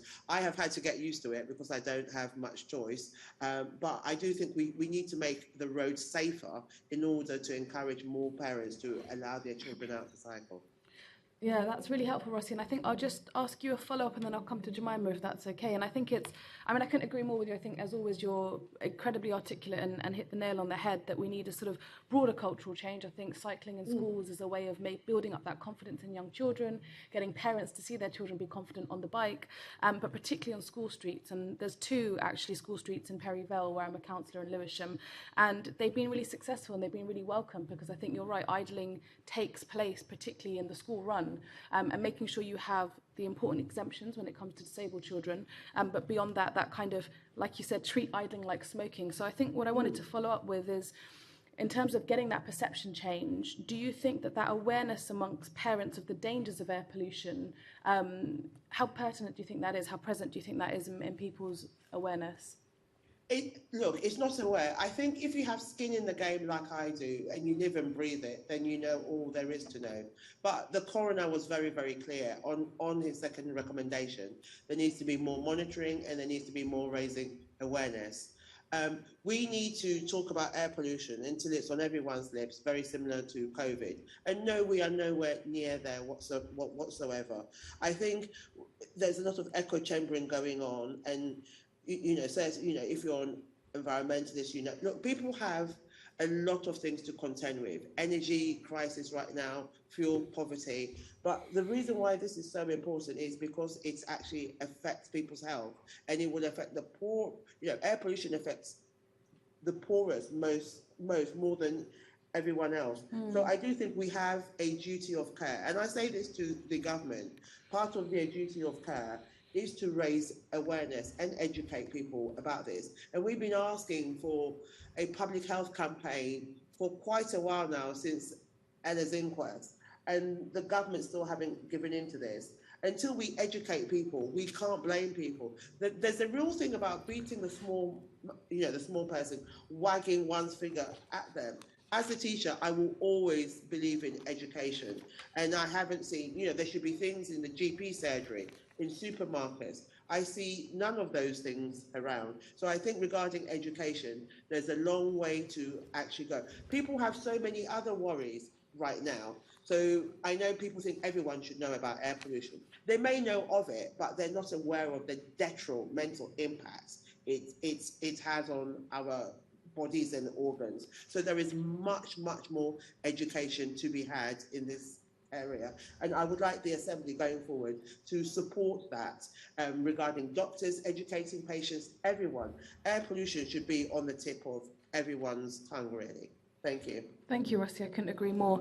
Jemima, if it's okay, I'll come to you. I guess the sort of twofold question, really, which is, A, how do we specifically reduce the levels of toxic air around schools and other locations where vulnerable people visit or reside in the capital? And then in addition to that, specifically around awareness of parents and the dangers of air pollution.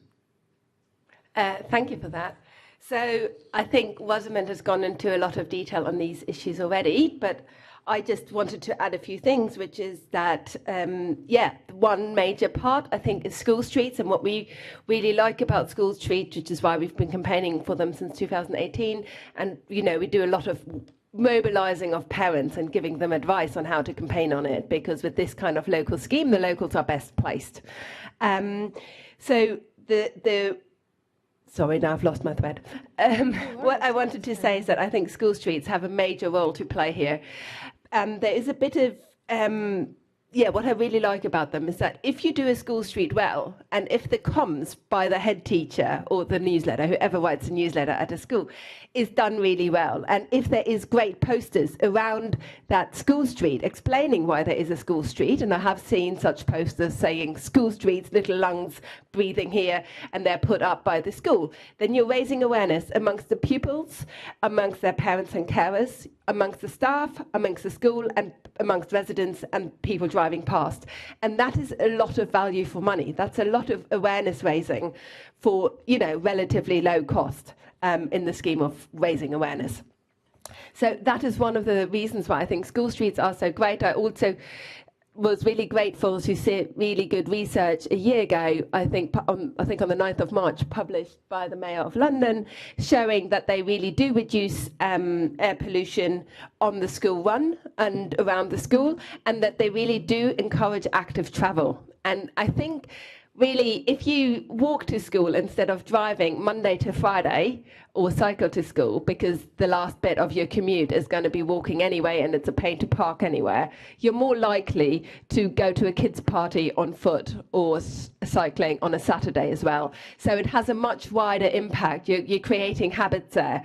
And, you're normalising that you walk even in the rain. That kind of stuff. So that's where I think is the real power of school streets come in. I do want to raise that there is a bit of confusion at the moment around school streets and how many exist. So it would be great if the Mayor of London could sort of have a comprehensive list of that, or TfL. And I would really like to see a bit of quality insurance. So we've recently come across another borough that is out proposing healthy school street schemes, and it turns out there is no traffic reduction at these. And, we've pointed out to them, they're not the first borough to do this. It just really feels like the scheme school streets has actually been coined to mean something where traffic is actually reduced. And if you're putting out a planter, that's beautiful. But if that is not on the road and not having an impact on the driving at drop-off and pick-up times, I would really appreciate if all the boroughs were just doing that, would just use a different term and call it road beautification. Which is also great, but, not a school street. So that, I think, is something really for this committee or the Mayor of London to look at, and I'm happy to give you the insights and intel on weird schemes that are not school streets are happening. The other thing is that I think, as Rosamund said, there is a huge problem that the most polluted roads are on the main roads. And that is where, in our current paradigm that is so focused on cars and road transport, school streets currently feel unfeasible. And we really need to figure out what can be done around these. And I think, I've touched upon things earlier, which when I talked about parents, discouraging parents from driving as part of the school run, and the rush hour traffic, as well as business having a real role in reducing traffic around there at these crunch times. But there is also one thing that I feel boroughs should be doing, which is really thinking about a so-called kind of school super zone, and that is a term that does not yet exist properly. But I would like to see CPZs around a radius of main road schools with the real restrictions between those times when people would park and drive to these locations, because if parking is a real pain, you're less likely to drive. And, that is just sort of a bit of fact. That was brilliant. Thank you so much. And I think I like the idea of, and if it doesn't exist, a comprehensive list of all the school streets across London, because I agree if traffic reduction is kind of the core part of a school street, so that should absolutely be the outcome of any implemented school street. And actually, you can share best practice, I think, when you build up that comprehensive list of what's happening across London. I think that's a really key and strategic part that the Mayor's team can play and does play, so thank you for highlighting that. And also particularly the point on the most polluted streets tend to be the main roads. I mean, Rosamund's talked about, switch to Rosamund now, environmental racism is a term, that came from the US, but is applicable around the world in terms of, are these the poorest areas? Are these the people from low socioeconomic backgrounds, BAME communities who live along the most polluted streets? And how do you ensure that actually you have a social justice lens when you're implementing environmental strategies? So thank you for highlighting that. The next question I have is sort of ties into what we were just talking about in terms of parents, children and teachers. What do you think the level of awareness is around the Mayor's effort to bring down air pollution in London? So you've talked about comms, Rosamund's talked about education, but specifically, I guess, the strategies that are coming out of the Mayor's office, do you think that there's a level of awareness around that? And I think we have lost Rossi, haven't we? So I'll just go straight to Jemima, because it just looks like me on the screen. So if I could start with you, that would be great.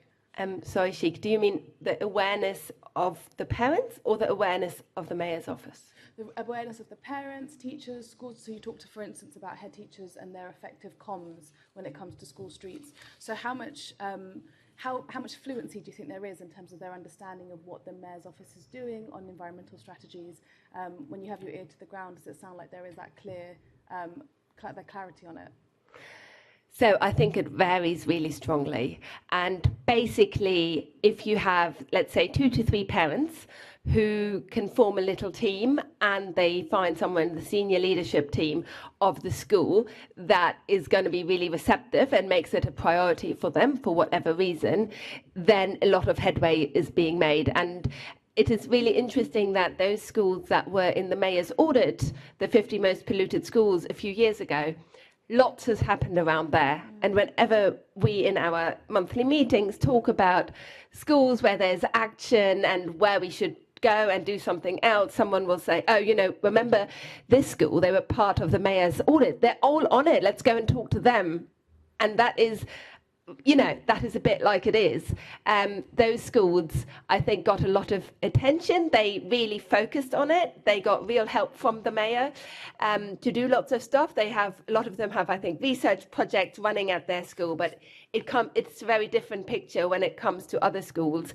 And I think it really then sort of depends on the tenacity of parents and finding the right contact at a school. And it's one of the things that really people get in touch with probably almost every day. Someone will say, look, I'm based in XYZ and I want to campaign for school streets, or lots of parents are idling outside our school. What can we do? And I'm struggling. The other parents are not on my side, or the head teacher has not been responding to my emails, or even the council is not responsive. What do I do? So a lot of our work is actually, and in this case it's mine, talking to people and giving them ideas where else to go.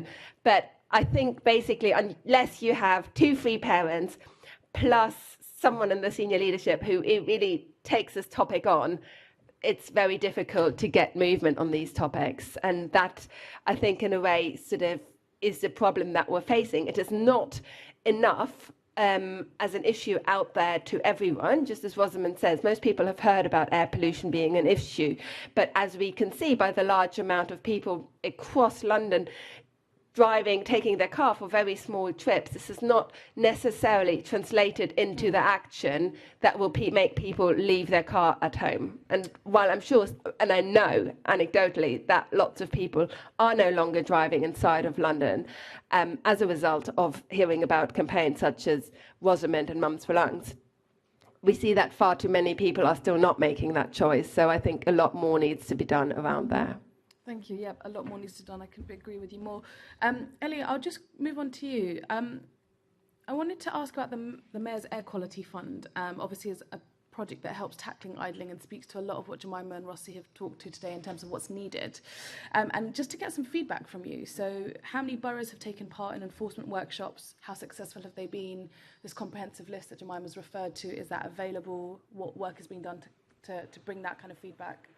So in terms of, I'd probably have to write to give you the precise number of boroughs. I wouldn't want to get that wrong, but maybe I can just talk about the principles and about what we've done. And I think it's been very effective. And I think when I was speaking with Emma earlier, I think perhaps this is something that we need to consider how we roll out to beyond schools.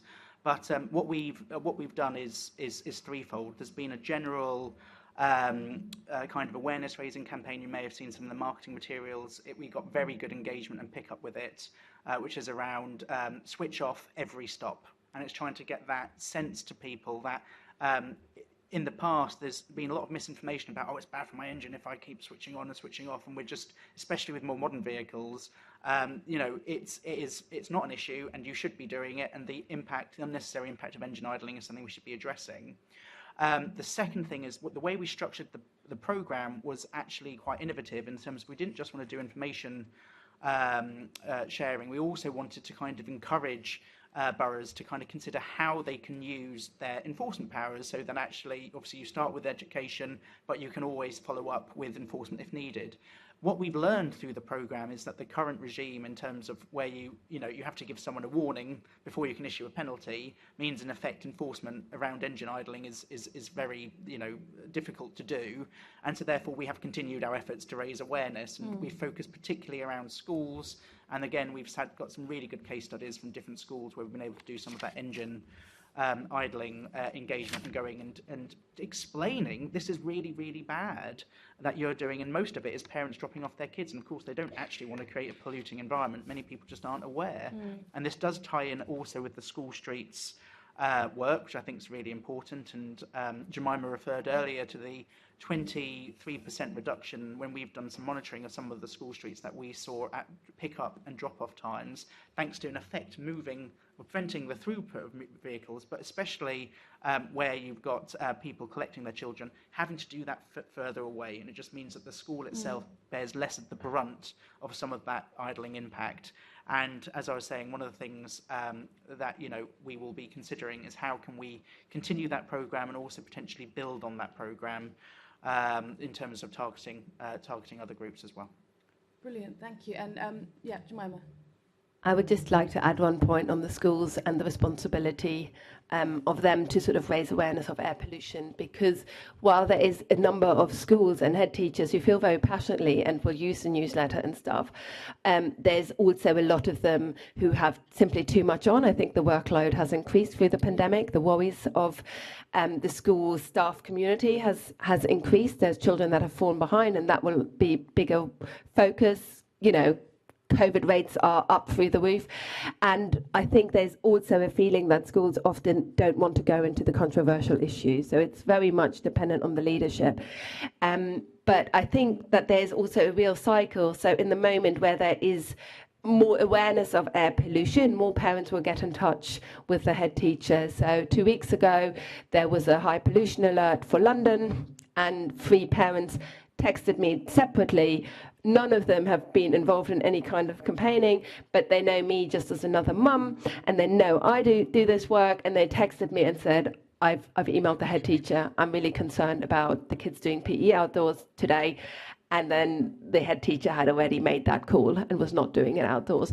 But, that is where I think the general awareness really makes a difference. Yes. So that, it can't just be those 2 or 3 parents who are already sort of known to be in a campaignsy mode at the respective school. It needs the whole environment, the whole awareness of air pollution. If that becomes more of an agenda, then it is much easier for people to text, email, and it's much more likely that the head teachers will say, you know what, I already knew that. I was already aware of it. I would have already taken that action because I'm worried too.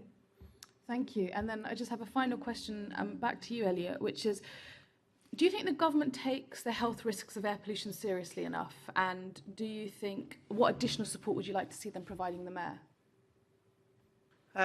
So I think this perhaps builds on Tonia's question from earlier in terms of we've had some positive engagement with government. There are obviously people within government who are very passionate and want to improve air quality. Government, though, is a big, complicated entity, and I think we will start to see more around the commitment of government when they publish what their recommended new legal limits will be.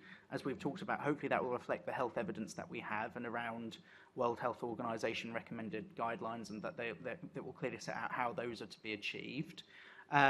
I think Rosamund referred earlier to the fact that also awareness raising is important, and there is obviously, as part of the learning the lessons from the inquest into Ella's death, it's really important that we see the Prevention of Future Deaths report fully implemented. We are working closely with a whole range of different partners to kind of convene the NHS system, the public health functions, government, ourselves, London authorities. And what we hope to do is, where there have been identified gaps, and Rosamund referred to the fact there needs to be a national education campaign, which I agree, and government should be considering what more they can be doing in terms of supporting air quality monitoring. We talked earlier about the important role that they can play in ensuring that when schemes are introduced locally, that fairness is maximised through support for things like scrappage, or to help deliver important interventions like bus electrification.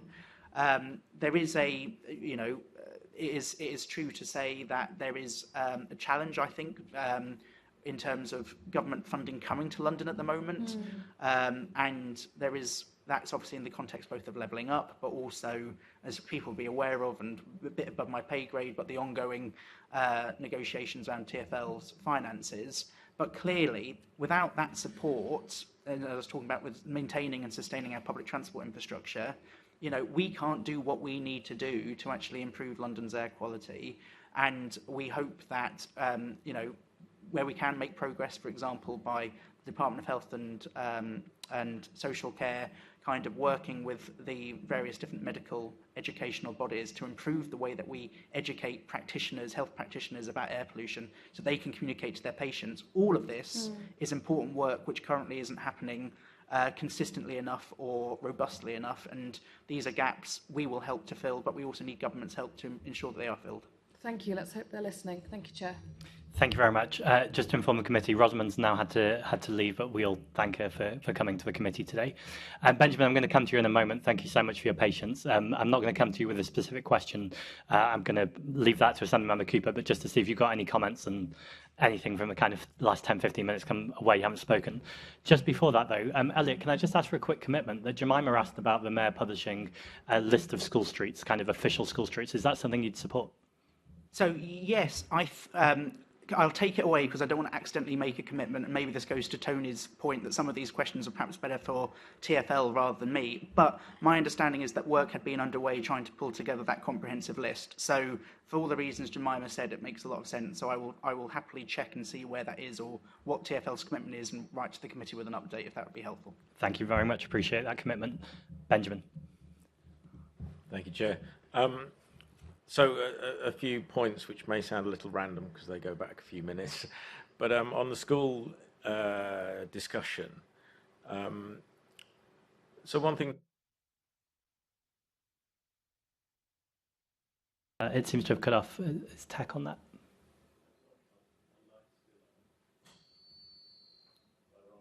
I can see someone running slowly quickly towards you. There we go, that's always the answer. Just grab another one. Thank you, sorry about that. Thanks. That's good, thank you. Something I don't think has been mentioned is planning. There are some schools built in some extremely stupid places, and we need to absolutely ensure that that does not happen again in future. The position of the school in relation to air quality absolutely must be part of that discussion. Also, maintenance.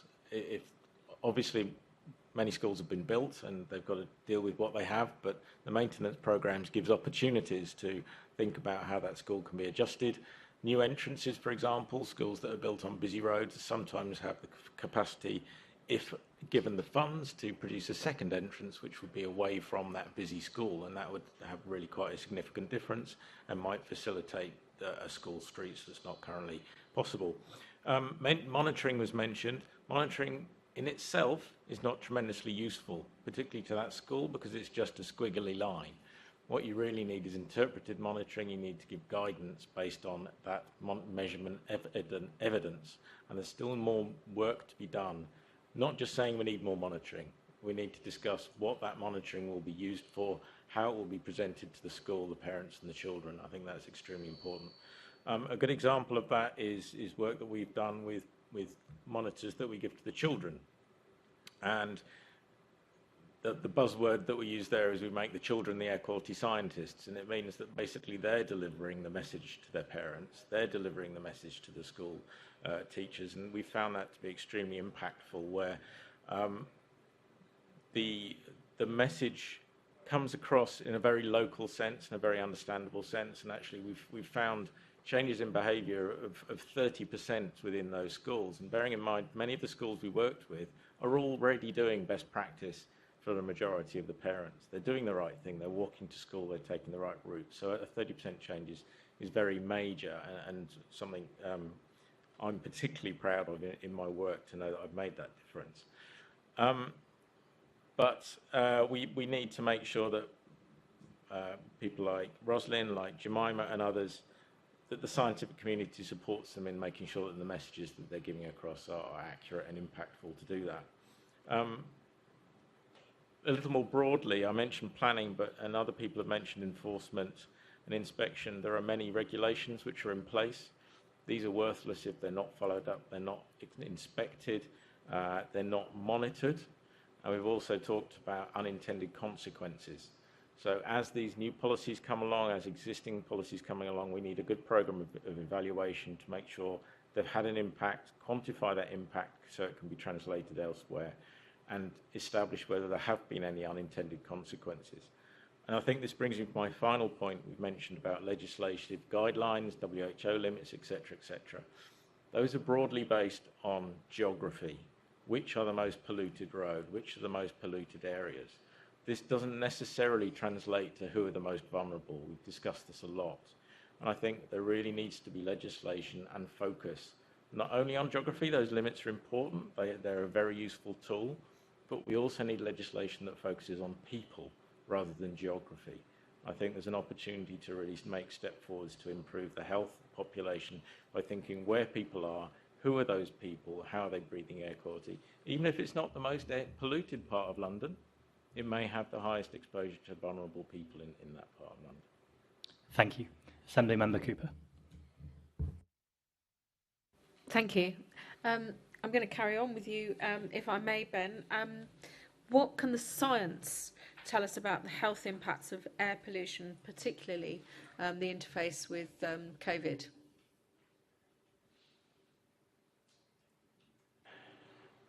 I could answer that as a scientist, and I could answer that as a personal individual. So I'm going to answer it as an individual first of all, and then we'll have both. I think that would be good. Switch to Imperial College. As an individual, I'm not sure what more we need to know about the health impacts of air pollution. We've got strong, robust evidence that almost every single organ in the body is negatively impacted by air pollution. We've got evidence that this starts in the fetus before people are born. It goes right through to the end of life. Observation is very important in science, but I think our community, scientific community, need to shift from observation to implementation. We need to actually be delivering change and improvements, not pointing out that there's a problem, not even quantifying that problem. I think we've probably got enough evidence I think what we need to do now is produce evidence of where things work and the beneficial impact of that intervention.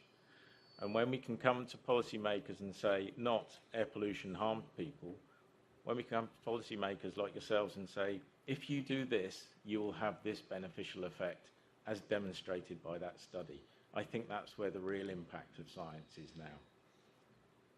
I mean, we've talked a little bit this morning about the situation in other major cities. I'm not sure the air pollution in London is the worst in the world, because I have been to a few places, including Mexico City, which I think has significant problems, and Athens and Paris. And so there's a lot of action is being taken in various places, including at one point an announcement that Mexico and Madrid and various places were going to ban diesel.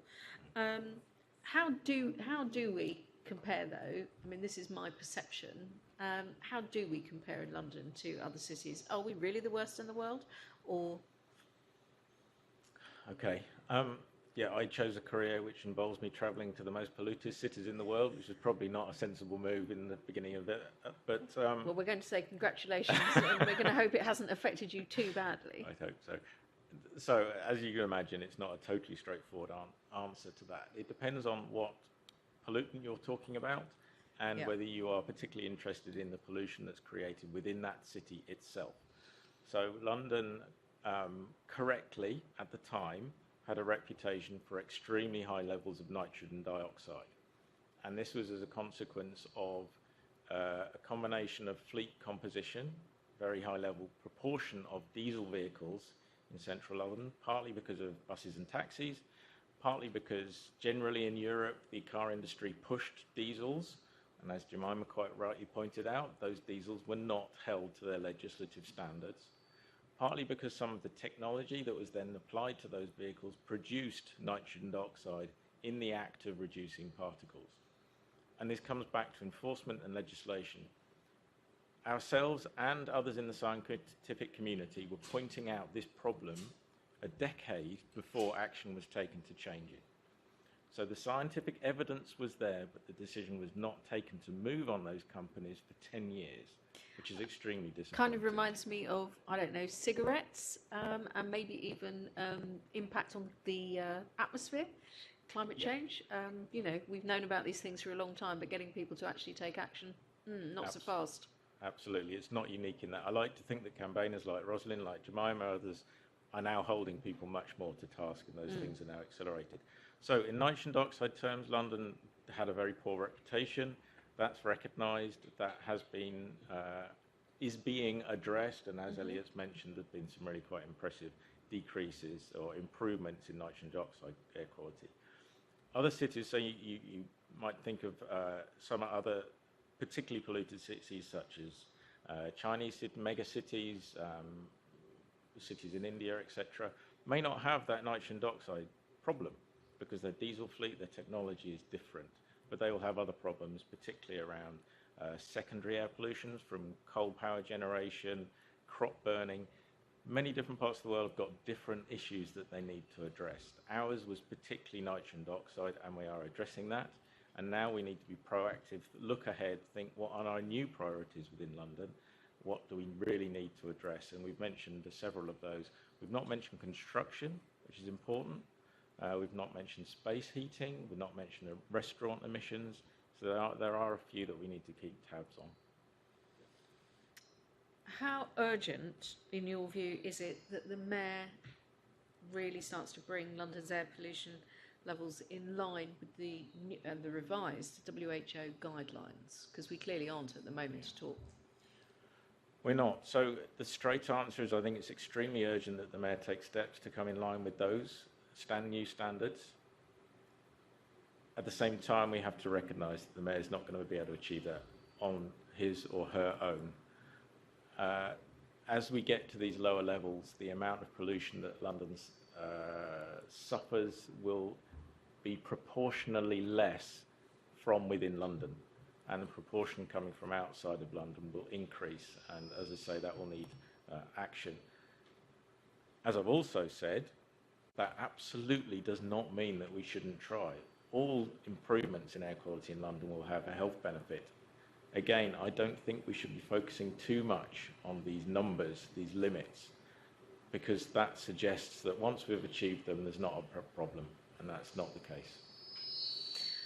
And obviously, we know that studies have found that factors including housing quality, housing overcrowding, deprivation, which we have touched on this morning a bit, as well as air pollution, have impacted on hospital admissions during the pandemic. How important is it that the Mayor's work on air pollution also addresses other inequalities in terms of people's housing and so on and so forth? Well, thank you for bringing that up. I think it's a very important point. So people spend a lot of their time in homes, and over the pandemic they've spent even more time in their homes. They've been cooking at home more. So that home environment is become really highlighted how important that is. And then you bring in other issues which highlight the inequalities that we've talked about. It's not just ambient air pollution, outdoor air pollution, which has inequalities, it's also within the houses as well. So housing is particularly important in the context of air quality, both indoors and outdoors. I think this is essential. Food deserts, nutrition, that kind of thing also has an impact which is related to air quality. So I think when we look in terms of public health, we can't and shouldn't look at air quality in isolation. It should be looked at in combination with all of these other public health challenges, partly because many of the solutions overlap, and we can achieve much more if we consider these things in combination. But they also have to be directly acceptable, actionable, ethically appropriate, financially appropriate to those communities. And it's the way to ensure that is to work with those communities. Sitting outside of the communities, making policies, making decisions is not going to result in something that can be actioned upon. You actually have to get into those communities and work with them and understand them to create holistic public health initiatives. I think that's a really interesting point about working with communities, because I certainly feel that a lot of us actually on a cross-party basis, whilst in theory LTNs, the low traffic neighbourhoods, might have been a good thing, because the bidding process was so fast and the installation was so quick, in many cases a lot of communities did feel that it had been done to them, and therefore there was, and I still think there is a lot of angst across London, and I think the government does need to, hopefully, Grant Shapps won't write a letter that says bid in 3 weeks, installed in 3 weeks ever again. But I just wanted to come back to your point about internal air quality. We've been discussing this morning how much of an awareness there is amongst parents or campaigners about external air quality as an issue. I think that internal air quality is still much further down the list of things that people are aware of. I don't think in this country, certainly I have seen films of people in some of the Chinese cities, in fact, that you just referred to, doing a lot of internal air quality monitoring. Do you think this is something that needs to come further up the agenda? Yes, and I'm pleased to say that it is moving up the agenda. The Strategic Priorities Fund relating to air quality, the first is a major funding source for research into air quality issues. The first round was focusing on outdoor ambient air quality. The second round was focusing on indoor air quality. 4 large studies have been launched in the last year looking at indoor air quality.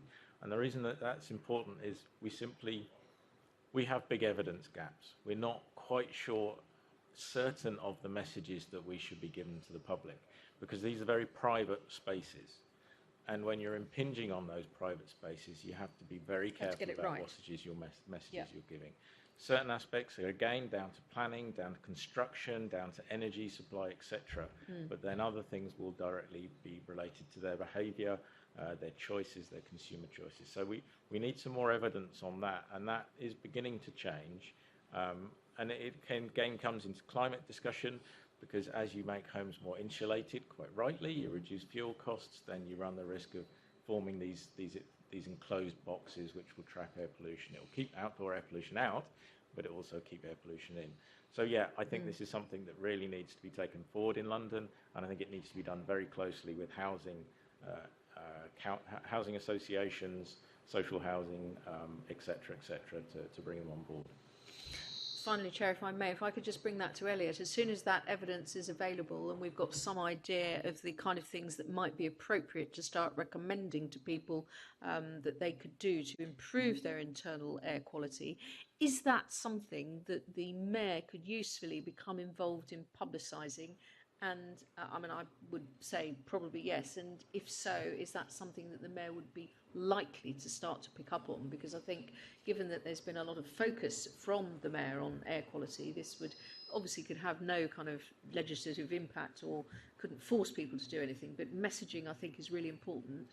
And we've already explored the fact that so many parents at the school gate probably aren't aware of the challenges. So getting the message out about internal air quality, something the Mayor could do. So yes, so in the London Environment Strategy, actually, although we don't have a statutory duty or any statutory powers over indoor air quality, we have responsibility for ambient outdoor air quality.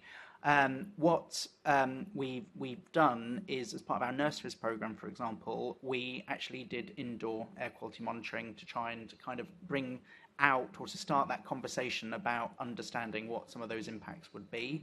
I think Jemima talked earlier in a very interesting way about wood burning, and I think it's part of the wood burning work that we're doing, trying to raise awareness about combustion activity in your home. And I think Ben also referred to things like cooking, and there are other sources. So one of the things that we've done in the past is consider how we could do guides or provide information. As the evidence increases, we're happy to kind of continue considering that. And to kind of play an appropriate role. I do think, though, Ben is exactly right when it comes to messaging. Sometimes some of the causes of indoor air pollution are quite complex and difficult to talk about, and you have to find the right terminology and the right way to motivate people and offer the right options to change to reduce their exposure. So I think that is definitely an area of work that we'll be continuing to look at and that will grow over the coming years.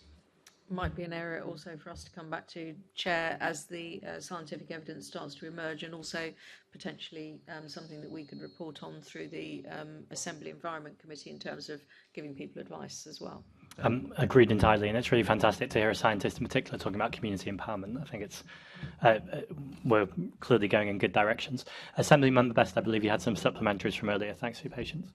No worries, thank you. And sorry if this seems slightly disjointed, but cycling back to where we were earlier. And I wondered, Benjamin, if you had any comments perhaps on some of those schemes where we could make sure that we are targeting perhaps businesses and those that are most responsible for creating air pollution in London.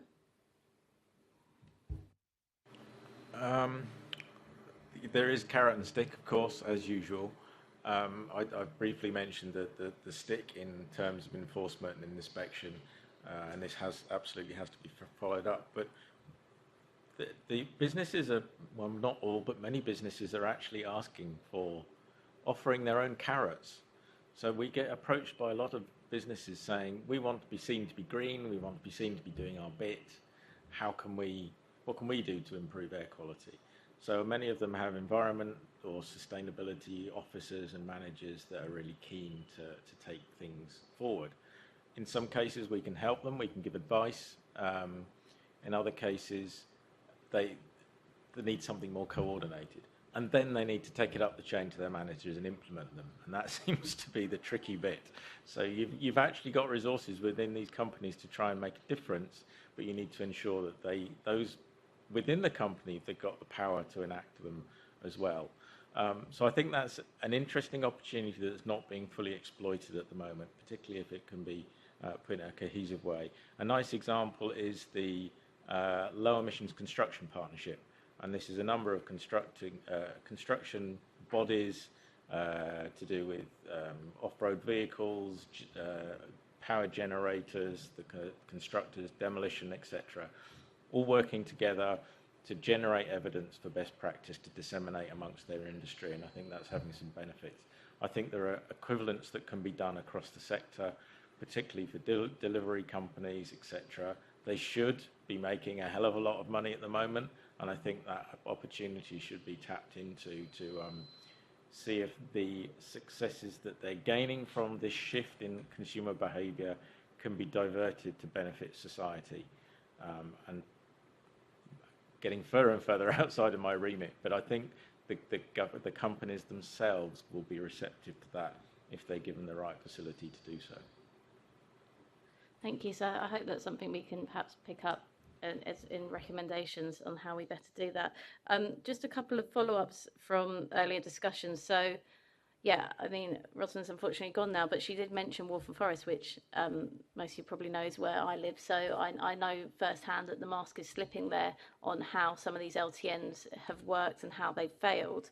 So, but I think Leonie was right earlier in saying that the idea of an LTN isn't a bad idea and it could work. So as a GLA, Elliot, could we look at how we could perhaps best inform boroughs with our own guidance of how this should be done, how best to consult with residents, a best practice to make sure that we don't again fall into these traps where LTNs now is a dirty word in London because of the way it's been rolled out.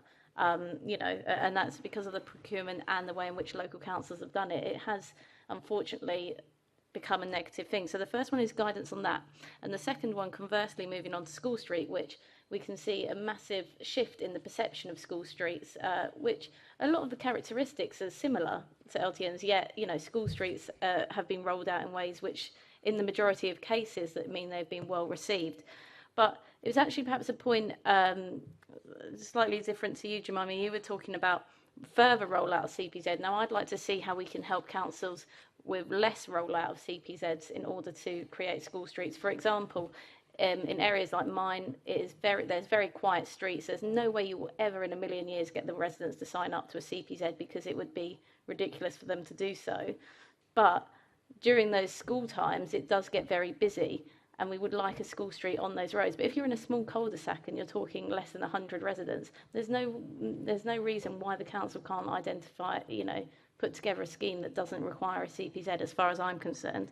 And so I think the GLA, is there a role for us to play in making sure that we can, have a best practice for councils and advice on how they can roll school streets out successfully, and different ways in which they can look to do that for the different sorts of areas where you may find schools.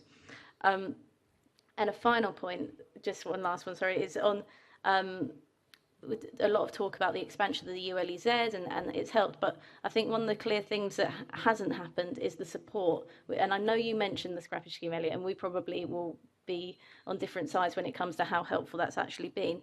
But I think some things that have been omitted are things like blue badge exemptions, which I thank Zach and the Green, well, you weren't actually there, but thank you to the Green Group for supporting that.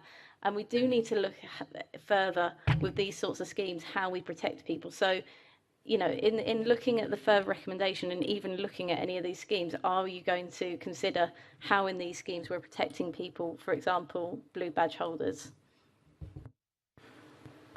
So thank you, very important question. So just on the LTNs, I think as I said earlier, just probably to reiterate, we know, and I think both you and Leonie have said this, they can be very useful tools, they can be very effective. We know that there's always bedding in issues when people adjust to changes around local traffic layouts. And I think that, I think everyone would put their hands up and say that this programme was delivered incredibly quickly due to the needs of a national pandemic, and there are definitely lessons to be learned from that. The Mayor's been clear that as we now start going through the process of the consultations on making some of those schemes permanent, it's really important that local authorities listen to their communities. I know most of them will do that and make adjustments as needed. On the point of guidance, I'm happy, as I've already committed to write back in terms of if there's a centralised list around school streets, maybe as part of that I will also check with TfL on their position on guidance. What I can say is part of the audits programme and other work we've done with schools in the past, we've definitely recommended that school streets can be such a powerful intervention, partly because of the evidence that we've collected as part of their rollout. And I think you're right, the experience that I've seen is that there's very high levels of support for them. I think that talks to the opportunity we have about their further rollout. And again, I will provide a bit more update in terms of guidance on that.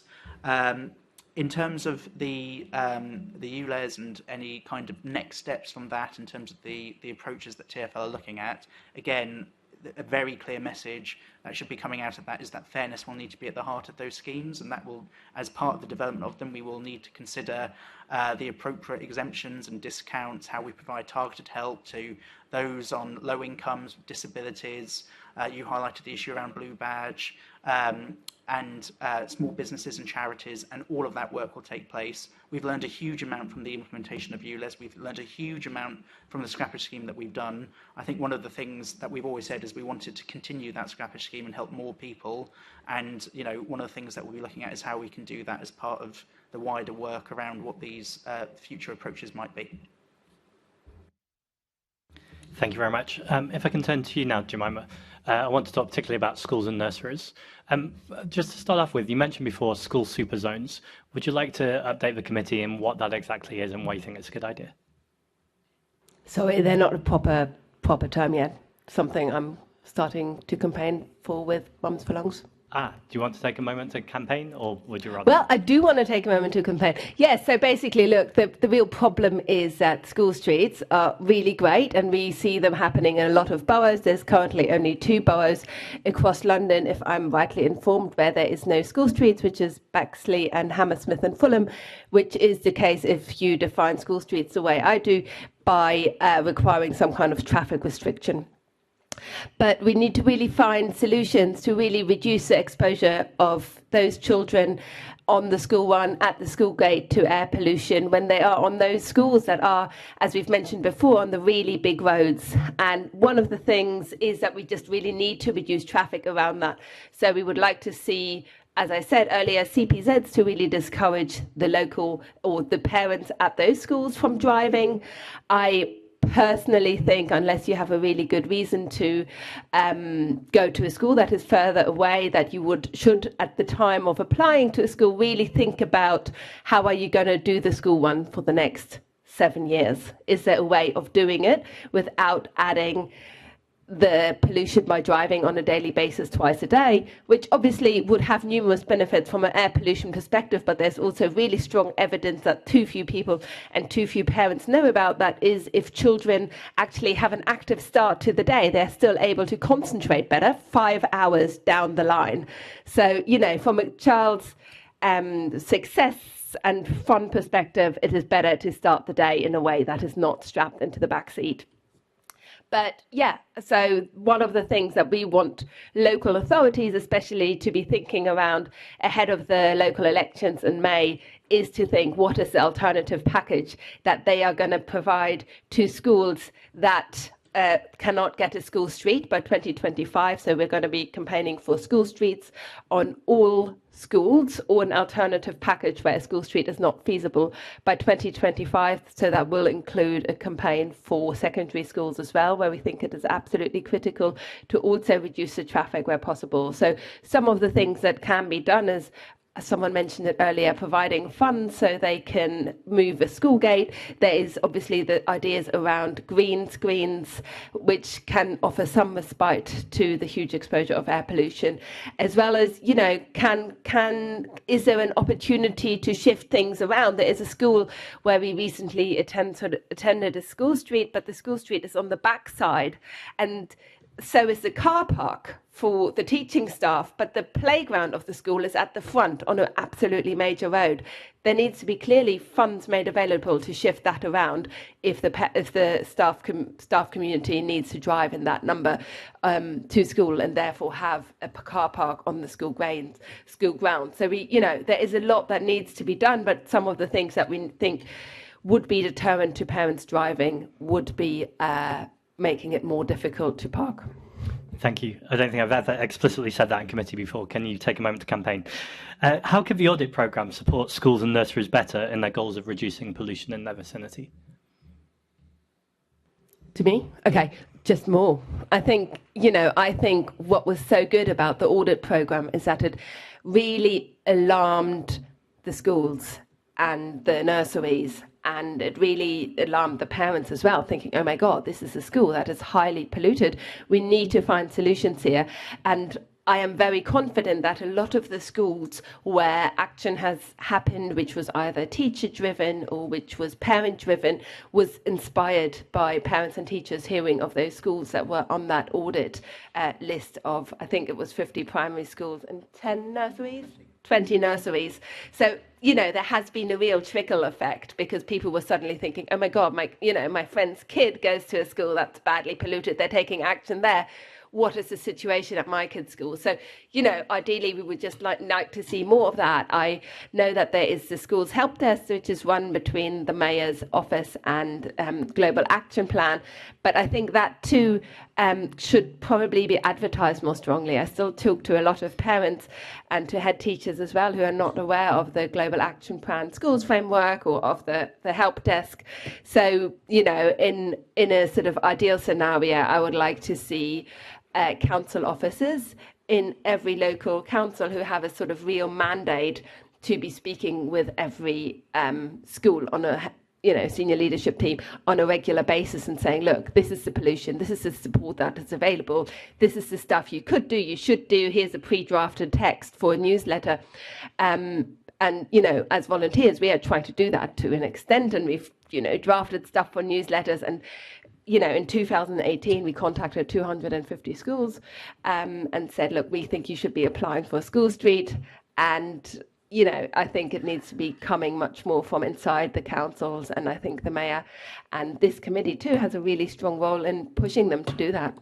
And are there any other schemes used elsewhere in the UK or abroad that you think the Mayor could learn from in terms of supporting schools and reducing pollution?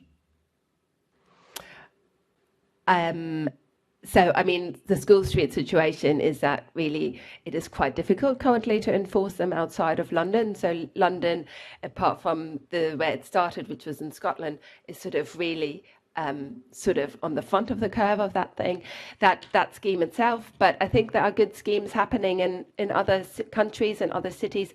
Basically, if you take a really strong approach to reducing driving, you're doing a good thing for the schools. Thank you very much. And Elliot, just finally, before I hand over to Leave Assembly Member Best, just to step back for a moment, there's been quite a lot of talk this morning about emissions from businesses.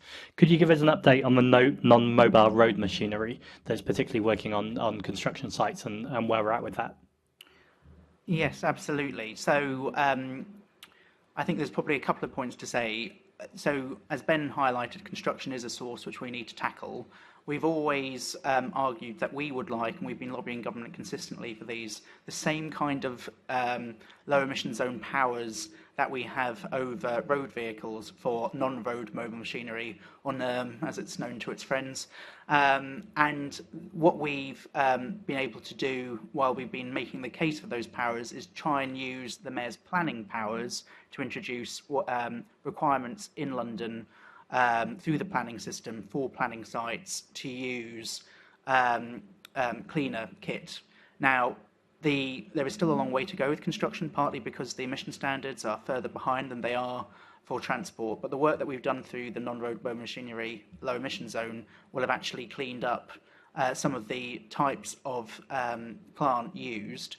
To make sure that's happened, we've been working with the boroughs, particularly the London Borough of Merton, to fund an enforcement office, in effect, for those requirements through the low emission zone.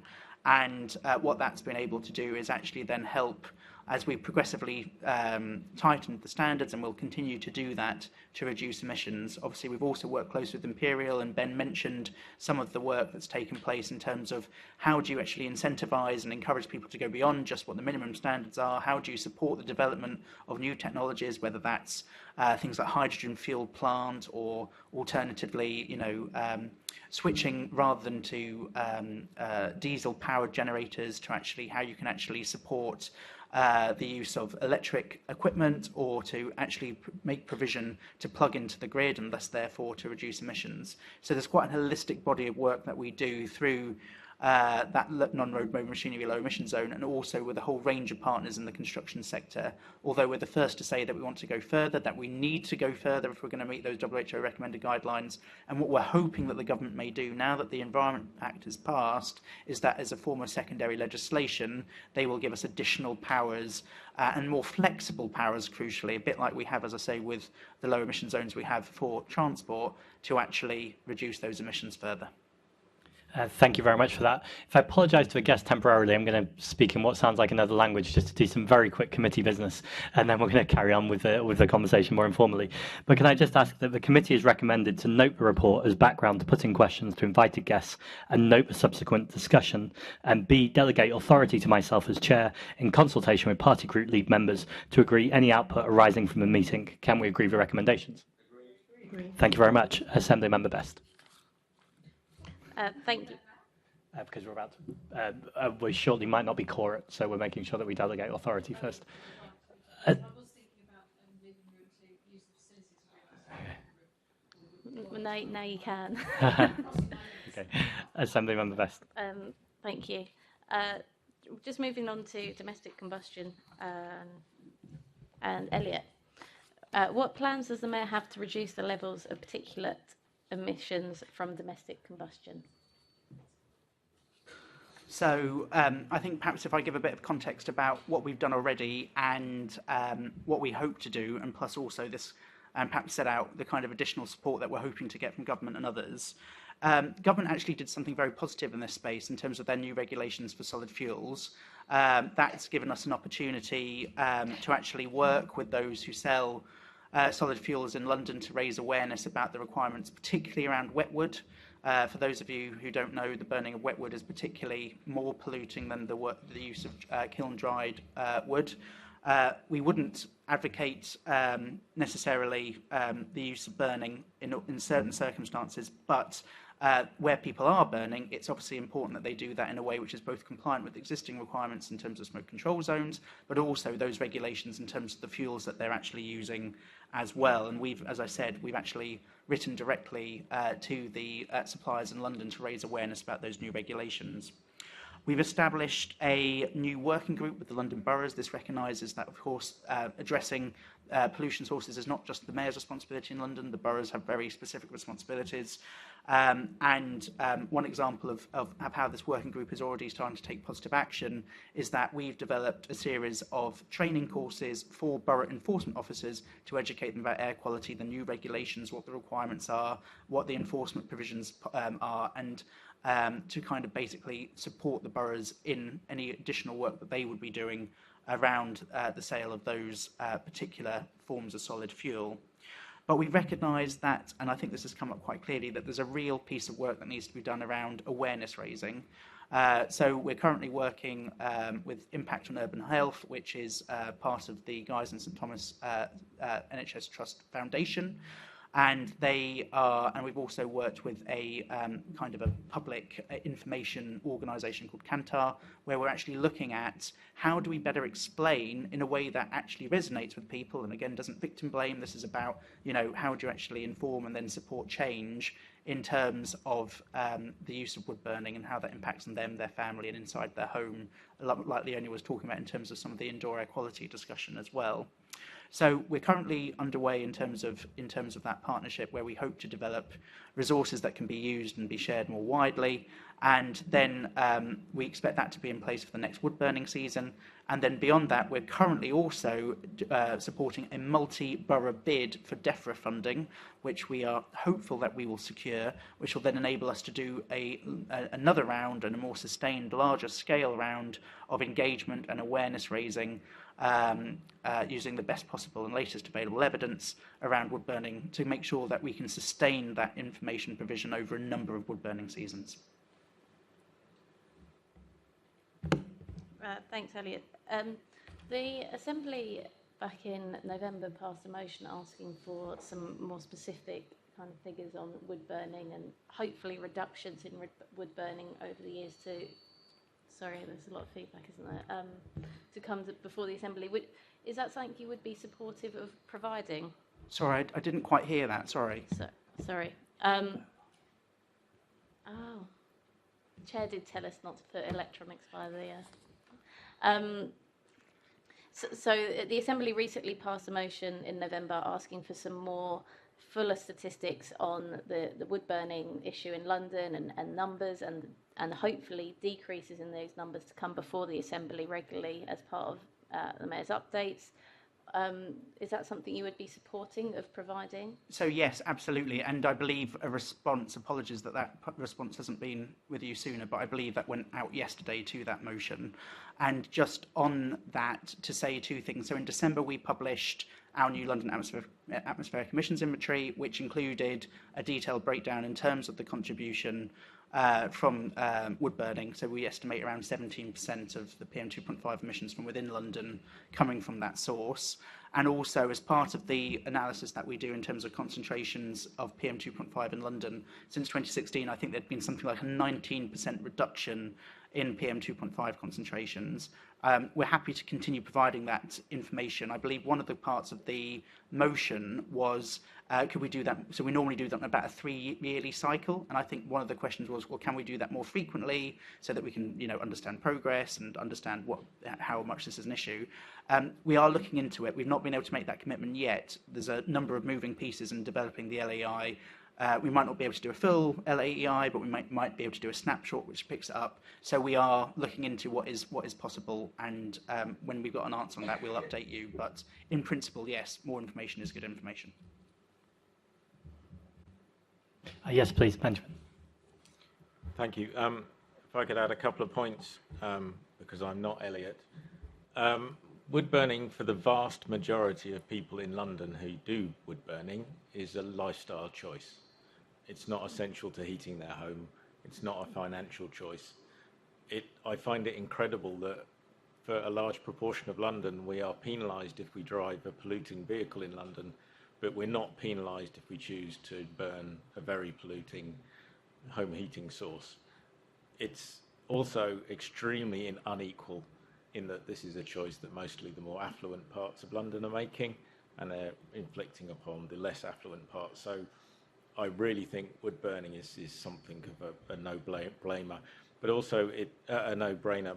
But it comes back to a statement made right at the beginning by Rosalind, and it's about exposure.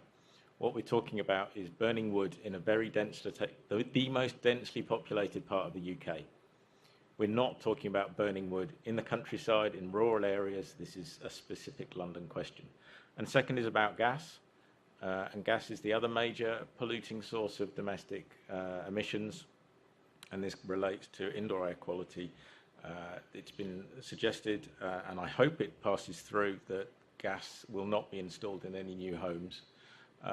Not only does this have an impact on climate emissions, carbon emissions, but we find in the experiments that we have done that those households who burn gas to cook, particularly without ventilation, cooker hoods, etc., are exposing themselves to nitrogen dioxide pollution, the same pollutant that I said London has a big problem with, many, many, many times higher than we ever recorded on Oxford Street or any other part of London. Much higher levels of NO2 in those households. So I think gas should come into the discussion about domestic emissions as well. Thank you. Benjamin, I'd love you to come again, because that's exactly what my next question was going to be, and focusing on that. And the first point you made there about people being penalised speaks to the heart of what I would like to come through from today as well. So I do have more questions, but I'm mindful of time, and I really want incineration to be get the attention it needs. So I'll move on. But Rosamund's obviously left for Joanne's next question, Chair, so you might just skip to incineration now. Sure. Well, thank you for your self-control.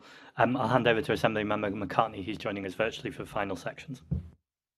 Thank you. I just had one final thing on the domestic combustion, if I can. This is to Elliot.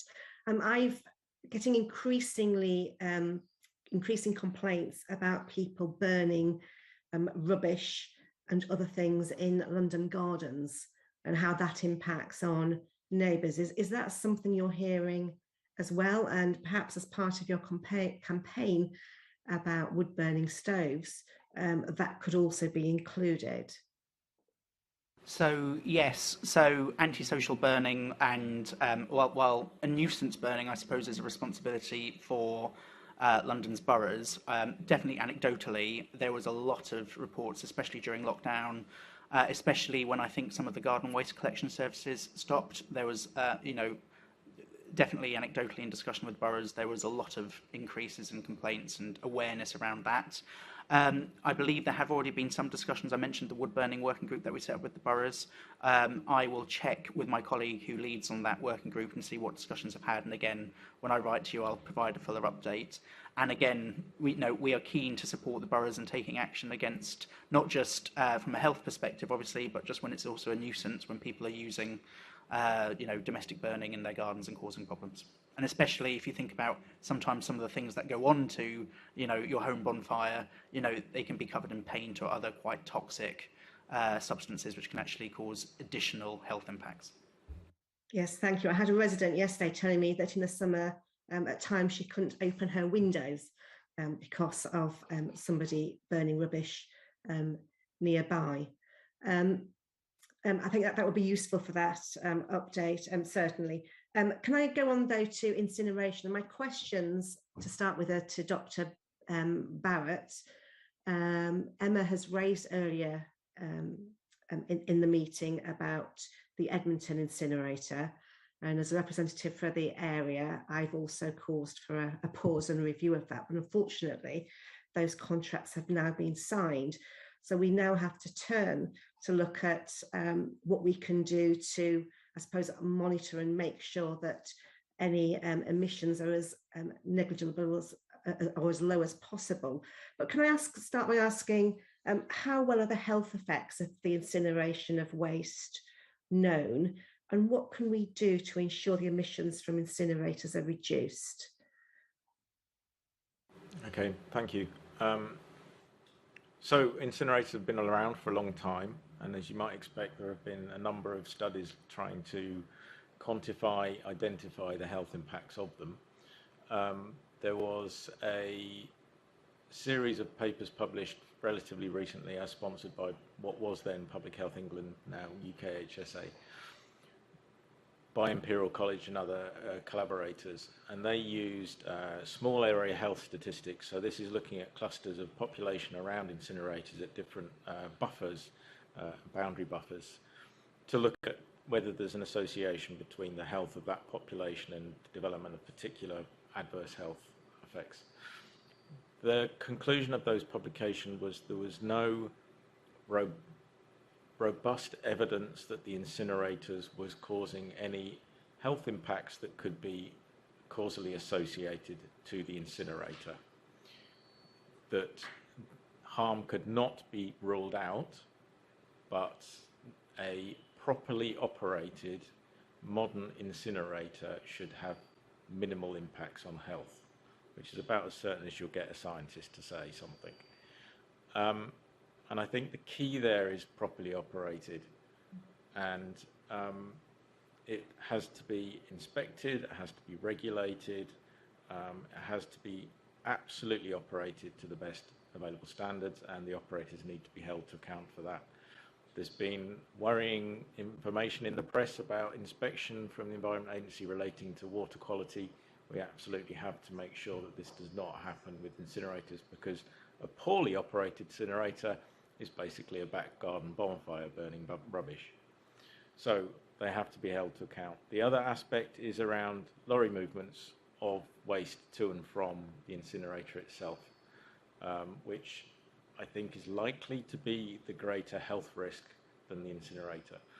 So it has to be, I'm sure it's been looked at in the planning consents as to the route of the lorries, the lorry movement frequency, the standard of emissions of the lorries, whether they're covered or not, etc., etc.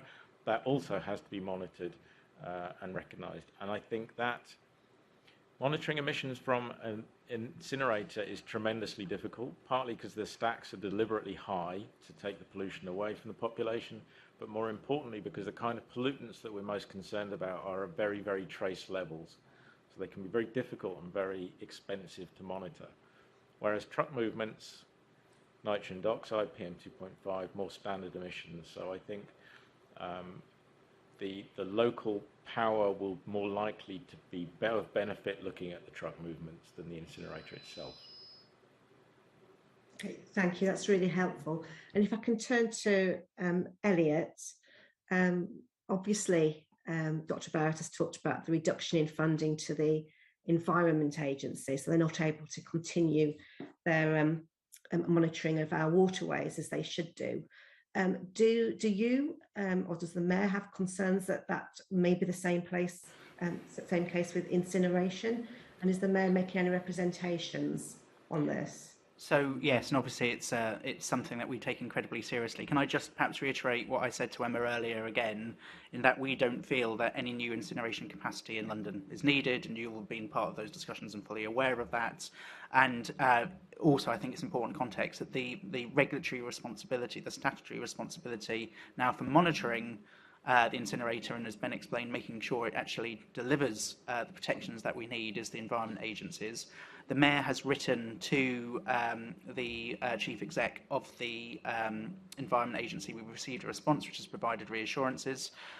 We have asked that they closely monitor and enforce the requirements that are set out through the planning process and through the permitting that they will undertake. We will continue to engage with the Environment Agency to check that that is happening, and we will also then take the information that's collected through their permitting process and through the other sources that we have to make sure that we're capturing in when we update the next London Atmospheric Emissions Inventory, to make sure that we're fully reflecting the impact and contribution to air pollution in London, so that we can understand that and closely monitor that ourselves.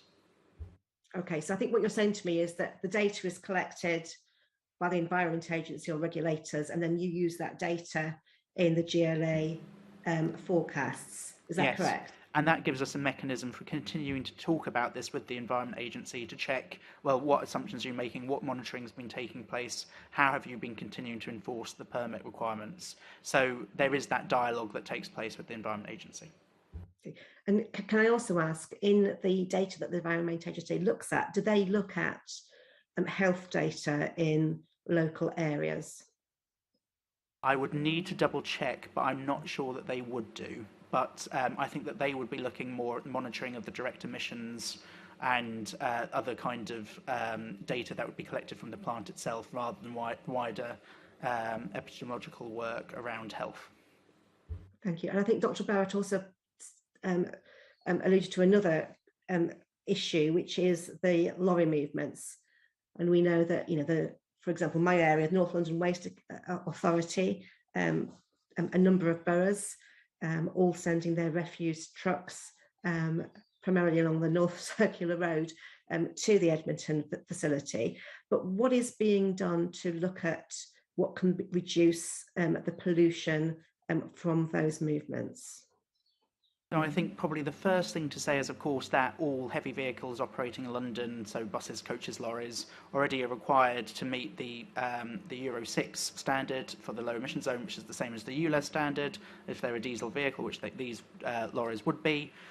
So that provides one mechanism to ensure that cleaner vehicles are being used. In terms of, as part of the planning process and as part of the other, the consents process, I believe that these kind of movements would have been taken into account. But again, I can check on that and come back to you on that particular point of detail. I think it'd be useful to know whether there's a quality standard that local boroughs adhere to, because of course I'm assuming with that it's not only local authority waste that is burnt at these incinerators, but also private contractors can deliver waste goods there as well. So the issue about whether vehicles are covered or not is also an important one. Is that something that you've given regard to? So again, this is probably getting into the wider operation of the incinerator rather than what would be my purview of the direct emissions. Again, I'm happy to try and there's a separate team that's been working very closely on the Edmonton incinerator who've been engaging on all of these points, and I can get a comprehensive update on those points of detail. Thank you. I think it's not just Edmonton, it'll be all those incinerators located in London. Thank you, Chair. Thank you very much. Just before we finish off, could I just ask you, Elliot, from everything you're saying, from the atmospheric emissions inventory, is there a sense of proportion between household and commercial emissions, and do we have that for traffic as well? So we have a full breakdown in the inventory, which would break down. So, for example, I've got a handy copy at the back of my briefing here. So, for example, we break down industrial processes, we break down commercial, domestic heat. So we should have a breakdown in terms of the various different sources. And the other thing that we do in terms of road transport, of course, is we break that down by vehicle type. So therefore, you get your trucks and vans, which are going to be more likely operated by commercial operators, and then you obviously get cars, which obviously a mix of owners, but presumably the majority of which would be more private drivers. Thank you very much. I'm just checking if there's any contributions from other Assembly members. I don't think there are. In that case, sorry, please, Dr. Benjamin. I'm very sorry. If I could make one more small point in relation to the last one. Elliot mentioned right at the beginning that the Mayor has supported a network of air quality sensors. Associated with that, Bloomberg Philanthropies have provided funds to allow communities to apply for those air quality monitors for free. And the idea of that is to investigate local air quality issues, drive change, drive awareness and education. The incinerator may be a good example where the local community may want to come together and make an application for one of those nodes to help monitor the impact of the truck movements. But I recommend that they do it before those truck movements arrive rather than after. Thank you.